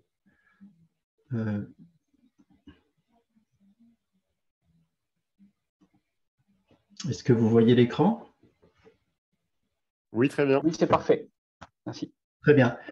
Donc, bonjour à tous. Merci Jean-Benoît pour cette introduction. Donc, je vais vous parler effectivement de ce qu'on a déjà fait, puisque, comme tu le signalais, ça fait, oui, en 2019, on a commencé avec les balbutiements du projet GoFlex à regarder un petit peu ce qu'on pouvait faire en termes d'effacement. Ça s'est beaucoup concrétisé tout récemment avec les conséquences de la crise énergétique et nos engagements au niveau de l'entreprise dans la charte EcoWatt. Et donc, je vais vous montrer un petit peu la démarche qu'on a menée pour établir nos flexibilités et puis les quantifier. Alors, pour remettre un peu dans le contexte, le nom du bâtiment, c'est le Hive. Hein. C'est un acronyme qui veut dire Hall de l'innovation et vitrine de l'énergie, puisqu'on y a implémenté toutes nos solutions en termes de gestion technique du bâtiment. C'est un bâtiment principalement de bureaux tertiaires qui fait 35 000 m² et où on a à peu près 2000 personnes inscrites qui sont rarement là maintenant en même temps. On est plutôt sur une moyenne de 1000, 1100, 1200 personnes chaque jour. Voilà, c'est un bâtiment qui est pas très vieux. Il a été livré en 2008, mais pas non plus au top de la performance énergétique, ni non plus, puisqu'on parlait tout à l'heure de gestion documentaire des installations techniques. Bon, il n'a malheureusement pas de jumeaux numériques, hein, donc il a fallu faire des inventaires. Donc je vais vous détailler un peu la démarche qu'on a adoptée pour évaluer sa flexibilité. Donc le premier point, c'est de bien comprendre son fonctionnement, en fait, hein, comment fonctionnent les équipements sur ce bâtiment-là. Et quand on parle de tertiaire et de flexibilité, on parle beaucoup de chauffage, ventilation, climatisation, éclairage, et puis maintenant un usage relativement nouveau, mais qui est très facile à décaler ou à effacer, ce sont les bandes de recharge. Deuxièmement, inventorier tous ces équipements et leur puissance nominale électrique, hein, en ce qui concerne la flex, hein, mais c'est aussi bon de faire ça pour d'autres types entre guillemets de réglementation, hein, puisqu'il y a d'autres réglementations qui nécessitent d'avoir un inventaire relativement précis de ces équipements. Le troisième point, c'est d'identifier les caractéristiques du contrat d'énergie et puis les moyens de contrôle et de mesure de toutes ces consommations. Et puis enfin, quand on a tout ça, c'est très facile de remplir le questionnaire en quelques minutes, le questionnaire GoFlex qui va vous amener à votre étiquette et à quantifier un petit peu votre gisement de flexibilité. Voilà. Puis si on a quelques minutes, on parlera de la mise en œuvre sur ce bâtiment. Voilà, donc comprendre le fonctionnement de son bâtiment. J'ai juste mis un slide pour expliquer un petit peu, pour montrer un petit peu. Bon, le Hive, c'est 35 000 m² divisé en 3 bâtiments. Là, si on regarde juste le bâtiment A, c'est la zone verte sur la vue de 3D en haut à droite. Mais les 3 bâtiments sont sur le même modèle en termes de chauffage, ventilation, climatisation, à savoir de la centralisation pour tout ce qui est production de froid et production de chaud, avec, comme vous le voyez, du gaz pour chauffer avec les chaudières et des groupes froids en toiture également pour chauffer. Tout ça permet de réchauffer ou de refroidir l'air qui circule dans les centrales de traitement d'air pour être ensuite soufflé sur l'ensemble des 6 étages qui sont sous leurs pieds, puisqu'elles sont installées en toiture, les centrales aussi. Les équipements, par contre, terminaux, sont des poutres froides. Donc, pour tout ce qui concerne le froid, c'est l'eau glacée qui circule à la fois dans les centrales de traitement d'air pour pré-refroidir l'air, et puis après, dans les poutres froides, sur 2 tubes pour ajuster le confort en fonction de la demande des résidents sur leur thermostat local. Et puis, par contre, pour le chauffage, l'appoint se fait par des résistances électriques, puisque dans les poutres froides, comme leur nom l'indique, ce n'est que de la circulation d'eau glacée. Donc, l'appoint en chaud se fait par des résistances électriques. Donc, on a bien un poste chauffage électrique sur ce bâtiment. Qui plus est, on a plugué aussi plus récemment, puisque en rénovation et en 2017, on a rajouté de la géothermie. Et la géothermie permet d'alimenter des pompes à chaleur ou des groupes thermofrigos qui sont connectés au réseau d'eau glacée et donc maintenant font circuler de l'eau chaude en hiver dans le circuit d'eau glacée. Donc un système relativement complexe, centralisé et pour certains points, comme les résistances dans les poutres, diffus. Donc, c'est 2700 poutres sur le bâtiment, donc ça veut dire 2700 résistances électriques entre 300 et 500 watts. Donc, c'est juste pour illustrer le fait que c'est bien de se faire des petits schémas du fonctionnement si on n'a pas ça dans les documents, mais on peut faire ça a posteriori ça aide grandement déjà la détection des sources de flex. Bon, après, deuxièmement, la liste des équipements techniques et leurs caractéristiques. Alors, nous, comme je disais, on n'a pas de jumeaux numériques, on n'est pas sous BIM, hein, puisque le bâtiment est trop ancien pour ça. Mais les bâtiments neufs aujourd'hui, j'imagine, ce sera plus facile d'inventorier tout ça, puisque ce sera de la construction numérisée. Donc, on s'est inspiré de tous les dossiers des ouvrages exécutés, hein, qui étaient souvent des dossiers papier, pour établir dans un fichier Excel l'ensemble de nos équipements avec les informations qui nous intéressaient, à savoir où est-ce qu'ils sont localisés, et quelle zone ils desservent dans le bâtiment, leur puissance électrique nominale, et puis après les puissances froides quand ce sont des équipements de production de froid, les puissances chaudes quand ce sont des équipements de production de chaud, ou les deux quand ce sont des réversibles, etc. Après, le type de réfrigérant, comme je vous disais, ça nous sert pour d'autres réglementations. Là, c'est la réglementation ICPE, les installations classées pour la protection de l'environnement. Quand on a beaucoup de gaz frigorigène, on est obligé de déclarer tout ça à la préfecture, avec le poids du réfrigérant inclus et son type. Voilà. Après, est-ce que c'est des équipements qui sont communicants? Est-ce qu'ils sont connectés à une GTB? Chez nous, en l'occurrence, Construction Building Operation. Est-ce qu'ils sont connectés à un système de monitoring de collecte des données électriques ou données de consommation, parce que ça peut être du gaz? Et puis, voilà, est-ce que la puissance électrique est remontée individuellement, équipement par équipement? Tout ça, ça nous permet d'aller plus loin. Après, pour continuer à répondre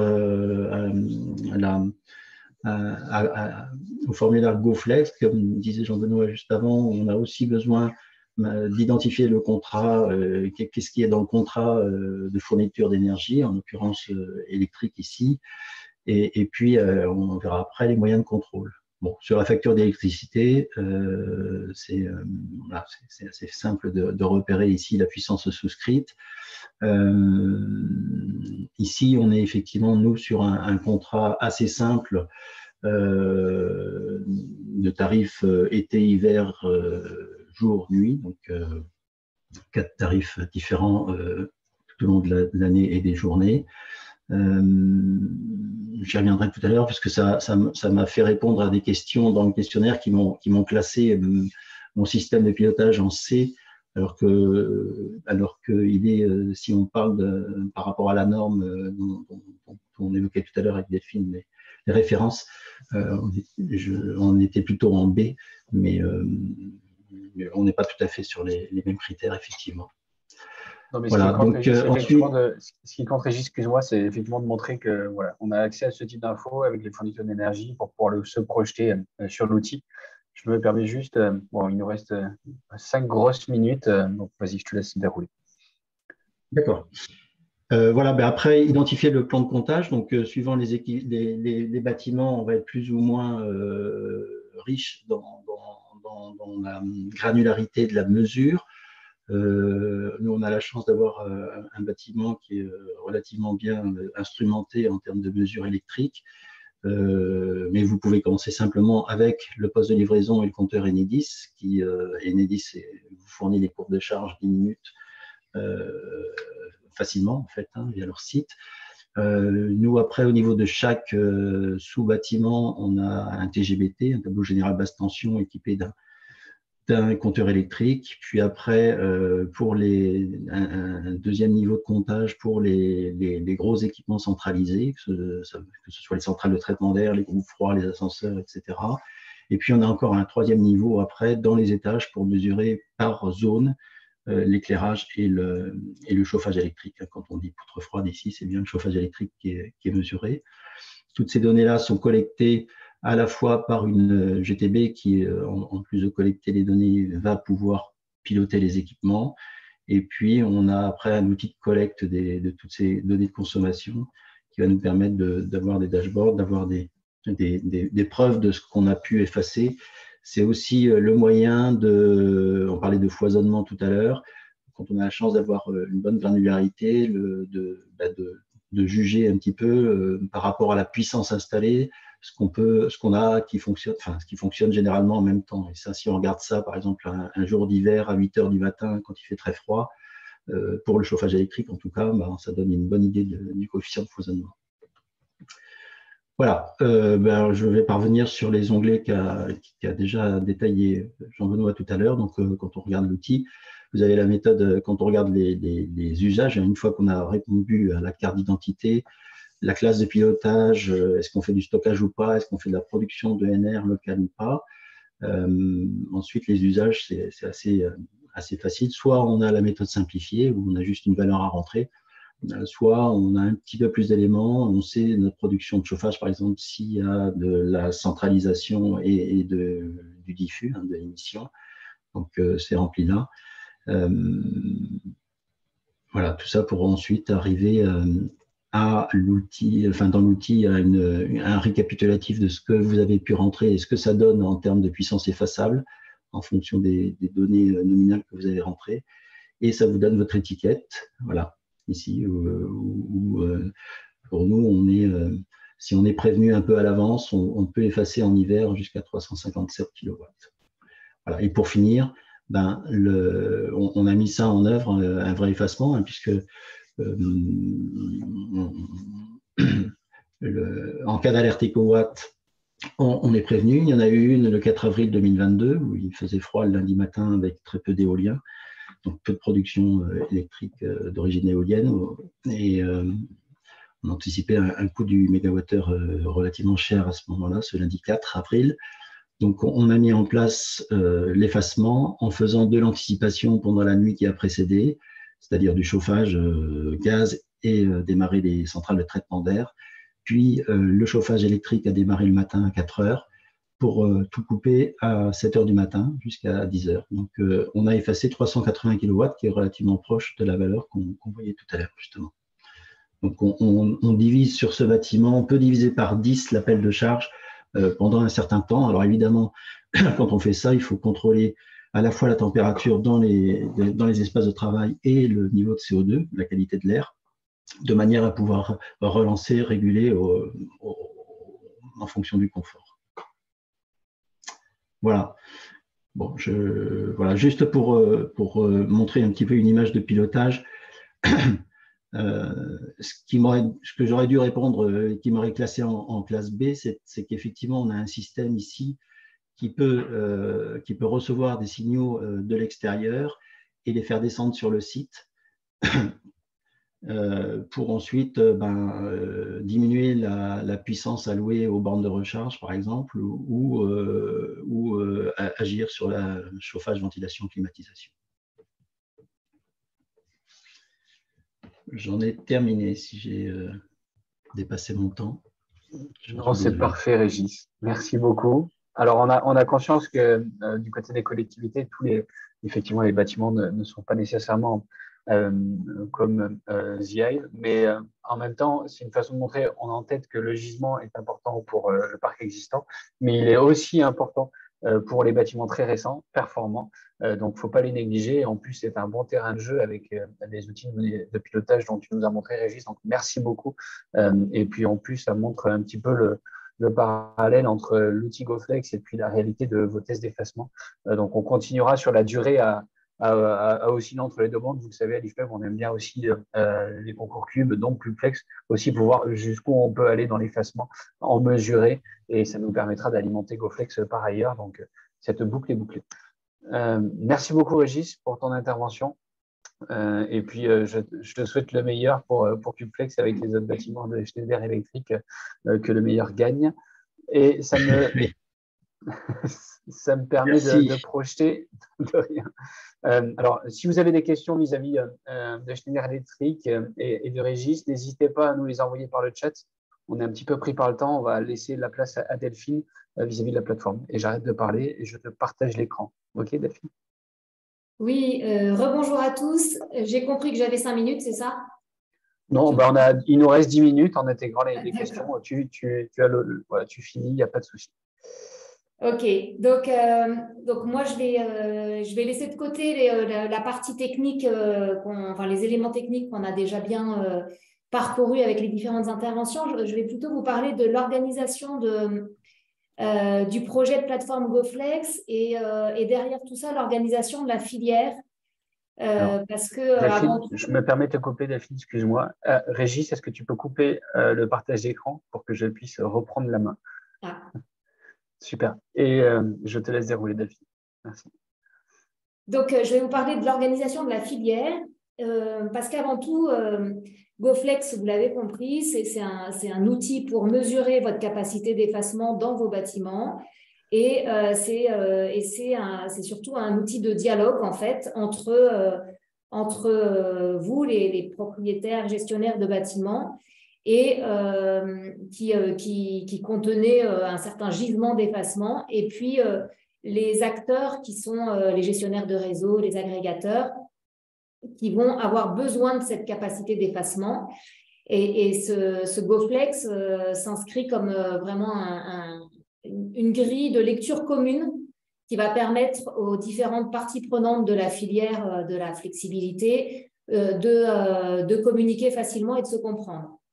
Donc, le projet de plateforme GoFlex, on l'a cité tout à l'heure, a bien pour vocation de faire se rencontrer l'offre d'effacement et la demande d'effacement. Et donc, on l'appelle, dans notre jargon, on l'appelle le bon coin de la flex parce que ça parle un peu à tout le monde. L'idée, comme vous le voyez à l'écran, c'est que tous les sites tertiaires, privés et publics, donc on est ici sur les sites des collectivités, mais cette plateforme va inclure aussi les bâtiments privés, que tous ces bâtiments privés puissent calculer leur étiquette GoFlex. Et la première valeur ajoutée de la plateforme, ça va être, comme l'a dit Jean-Benoît tout à l'heure, de vous proposer un outil de renseignement en ligne de vos données pour calculer GoFlex. Donc, vous avez eu un petit teasing qui va s'améliorer encore tout à l'heure, enfin, qui va s'améliorer dans les mois qui viennent parce que le fichier Excel manque un peu de séduction. J'ai rigolé, Jean-Benoît, quand tu l'as présenté tout à l'heure parce que il est très clair, mais il est encore un peu fastidieux. Et je pense que dans la plateforme, ce qu'on va essayer de faire, c'est de mettre en ligne un formulaire qui va vous permettre de renseigner de manière la plus conviviale possible vos données et de calculer en ligne votre étiquette GoFlex. Donc ça, c'est la première valeur ajoutée de la plateforme. Et puis, la seconde valeur ajoutée, c'est que cette plateforme va vous proposer de mettre en visibilité cette étiquette GoFlex pour la présenter aux acteurs qui sont au nord de la plateforme sur ce schéma, que sont les gestionnaires de réseau, agrégateurs, fournisseurs d'énergie et évidemment les organismes publics qui souhaitent suivre toutes ces données de développement du marché de la flexibilité. Donc, cette plateforme GoFlex, aujourd'hui, son cahier des charges est défini. Le projet du programme ACTE, de RTE, de l'IFPEB et du GIMELEC qui sont main dans la main dans le pilotage de ce projet-là, c'est donc de mettre en ligne cette plateforme à l'été 2023 et dès à présent de recruter un maximum de sites tertiaires pour enrichir la base de données qui sera au sud de cette plateforme. Et donc, c'est ici que vous êtes tous acteurs. Donc, l'idée, c'est que vous puissiez, dès aujourd'hui, par le biais de ce fichier Excel dans un premier temps, et puis de la plateforme dans un second temps, dès qu'elle sera disponible, que vous puissiez renseigner vos données, calculer votre étiquette et la mettre en visibilité afin d'avoir une vision. Alors, vous allez pouvoir, au-dessus de la plateforme, calculer votre étiquette pour un bâtiment, mais aussi pour un groupe de bâtiments, puisque c'est souvent la demande de la part des collectivités locales. Et donc pouvoir mettre en visibilité une capacité d'effacement vis-à-vis des acteurs du nord de la plateforme. Alors, peut-être qu'on peut faire un point sur le calendrier, mais je ne sais pas si vous voulez reprendre la main, Adam ou Jean-Benoît, sur ce calendrier. Aujourd'hui, on est dans une phase d'expérimentation avec un certain nombre de partenaires déjà qui sont, vous en avez eu quelques exemples aujourd'hui, mais qui sont en train d'expérimenter GoFlex. Et il y en a d'autres. Et il y en a d'autres qui ne sont pas cités aujourd'hui. Et puis, donc, j'ai compris que la landing page qui va vous mettre en ligne, sur laquelle vous allez pouvoir accéder à ce premier outil GoFlex, sera disponible la semaine prochaine. Alors, ce sera pour février, effectivement, Delphine. Et cette landing page, c'est une sorte de page commerciale, entre guillemets commerciale, où vous allez pouvoir vous inscrire, pour pouvoir vous enregistrer, pour vous projeter dans la phase de test de la plateforme par la suite. Donc, cette landing page, c'est aussi pour nous une façon de savoir que vous êtes motivé et que vous allez en parallèle avec peut-être le programme FACT que vous avez par ailleurs avec la FNCCR. Est-ce que vous m'entendez? Attention aux micros qui sont ouverts. Oui, je confirme, il y a un peu de bruit. Je ne sais pas d'où ça arrive. Je te laisse, Adam. Parfait. Bon, écoute, Delphine, on peut faire ce planning de déploiement à deux, hein, il n'y a pas de souci.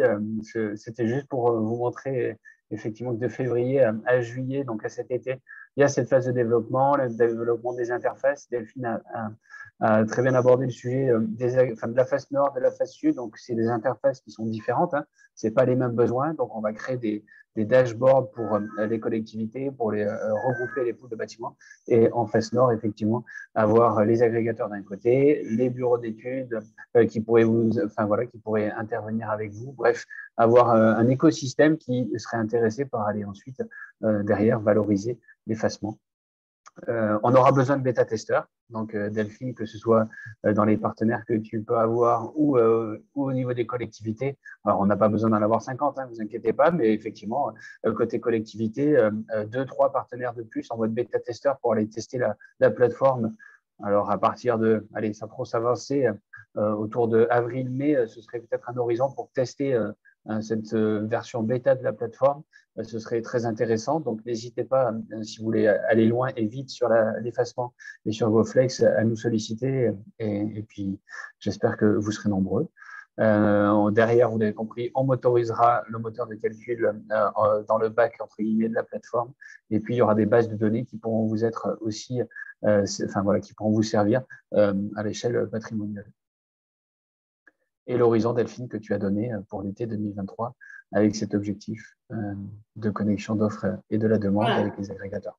Il va y avoir une phase de recrutement intense pour qu'on soit en pleine activité pour 2024, parce que ça va prendre un petit peu de temps de massifier et de recruter tout le monde. Mais donc, ça veut dire que, en fait, dès la mise en ligne de l'outil Excel, chacun va pouvoir commencer à s'approprier un peu la méthodologie et se préparer à rassembler les données et à être prêt pour la mise en ligne de la plateforme en juillet 2023. C'est ça, hein, Jean-Benoît? Oui, oui, enfin, été 2023 pour la version définitive, tout à fait. Il faut que de toute façon, pour la rentrée, on soit prêt. C'est ce qu'on s'est donné, bien sûr, comme jalon. Et puis, les quelques mois de la rentrée, des derniers trimestres sont importants, puisqu'il y a aussi on va dire, des sessions de valorisation avec les agrégateurs qui se font en début d'année civile. Donc, il faut que pour début 2024, il puisse y avoir, bien entendu, toutes les données complètes pour que vous puissiez vous projeter sur de l'effacement et de la valorisation d'effacement. Peut-être que juste, je sais qu'Adam, on est en train de dériver de 2 minutes. Je me suis permis de mettre en parallèle le planning de déploiement d'Effacté pour montrer qu'il y a une synergie entre les deux. Je te laisse. Ouais, avec plaisir. Par... C'est pour celles et ceux qui ont encore 5 minutes, on peut en dire quelques mots qui t'a dépassé un tout petit peu. Merci beaucoup Delphine et Jean-Benoît pour la présentation du timing GoFlex. Donc l'idée là, c'était juste de bien rappeler en fait dans quel contexte s'inscrivent tous ces outils pour les collectivités. C'est bien le contexte du programme FACT que l'on porte au sein du programme Acté, et qui vous permet d'avoir une source de financement, si vous le souhaitez, pour lancer ces projets d'effacement et utiliser ces outils. Et donc, comme vous le voyez, les deux timelines en fait, s'accompagnent. Donc là, on est dans la phase de candidature à l'appel à projet FACT. Donc, la fin des candidatures aura lieu le 15 mars. Donc, dans cette phase-là, en fait, vous pouvez monter votre dossier de candidature très facilement en allant sur notre page Internet pour obtenir des financements. Et donc, avec ces financements-là, vous pourrez mener tout votre projet d'effacement. Donc, il y a plusieurs lots, des ressources humaines, des outils et des audits d'effacement. Mais il y aura notamment toute cette partie, en fait, utiliser ces audits d'effacement et ces évaluations pour faire des évaluations GoFlex. Et ça permettra, en fait, de faciliter derrière la prise de contact avec des agrégateurs ou opérateurs d'effacement qui pourraient valoriser vos capacités d'effacement sur le plan économique et sur le plan opérationnel. Donc voilà, l'idée, c'est que les deux projets avancent ensemble et nous, avec toute la partie FACT, on fournit notamment cette source de financement en plus des différents outils qu'on a développés avec nos partenaires, notamment l'IFPEB et le GIMELEC. Voilà, donc je te repasse la main si tu as… Est-ce que tu as encore une slide, Jean-Benoît ? Non, c'était vraiment pour finir sur cette ouverture, que ce soit plateforme GoFlex, inscrivez-vous. Merci Delphine. Est-ce que tu voulais compléter un petit peu, Delphine, ou on se dit à très bientôt sur ces sujets? Ouais. Dans ce cas-là, je peux peut-être faire les derniers mots. Les derniers mots, parfait. Merci encore à vous deux. Enfin, merci beaucoup à Jean-Benoît pour toute cette présentation très complète des différents outils qui ont été développés ces derniers mois pour les collectivités pour pouvoir lancer les projets d'effacement le plus vite possible et le mieux possible. Merci aussi à tous les partenaires qui ont donné des retours d'expérience, que ce soit Morbihan Énergie, le CIDEV, Régis Mardin pour Schneider Electric. Je pense que tous ces retours sont très utiles. Évidemment, on est sur des types de bâtiments et des types d'acteurs très différents. On sait très bien que les collectivités n'ont pas du tout nécessairement des bâtiments comme le Hive de Schneider Electric avec de très grosses puissances effaçables. Mais en fait, tout est intéressant à prendre. Ces stratégies de flexibilité, elles sont intéressantes à développer à plein d'échelles différentes. Et donc, tous les outils qu'on a développés sont là à votre disposition si vous souhaitez lancer ce type de projet. Donc, en quelques mots de conclusion, j'en profite. Donc, juste pour rappeler 2 choses importantes. Si vous souhaitez candidater au financement FACT, donc allez, rendez-vous sur notre page Internet et la date limite de candidature est bien le 15 mars. Et donc, n'hésitez pas à entrer en contact avec nous là-dessus. Et si vous souhaitez continuer à travailler cette thématique avec d'autres collectivités intéressées notamment, et avec nous et avec nos différents partenaires, et travailler ces outils, on va continuer à organiser des webinaires comme ça de formation et de travail dans le cadre d'un groupe de travail effacement et flexibilité porté par le programme Acté. Et donc, si vous souhaitez vous inscrire à ce groupe, je remets l'adresse mail à laquelle vous pouvez écrire pour vous inscrire dans le chat. Donc bon, merci beaucoup à tout le monde. Merci encore à Jean-Benoît. Et on vous dit à très bientôt, que ce soit pour monter ces projets d'effacement avec nous dans FACT ou pour rentrer vos sites sur la plateforme GoFlex. À très bientôt. Merci à tous. Merci Adam. Merci. Merci à tous. À très vite. Au revoir.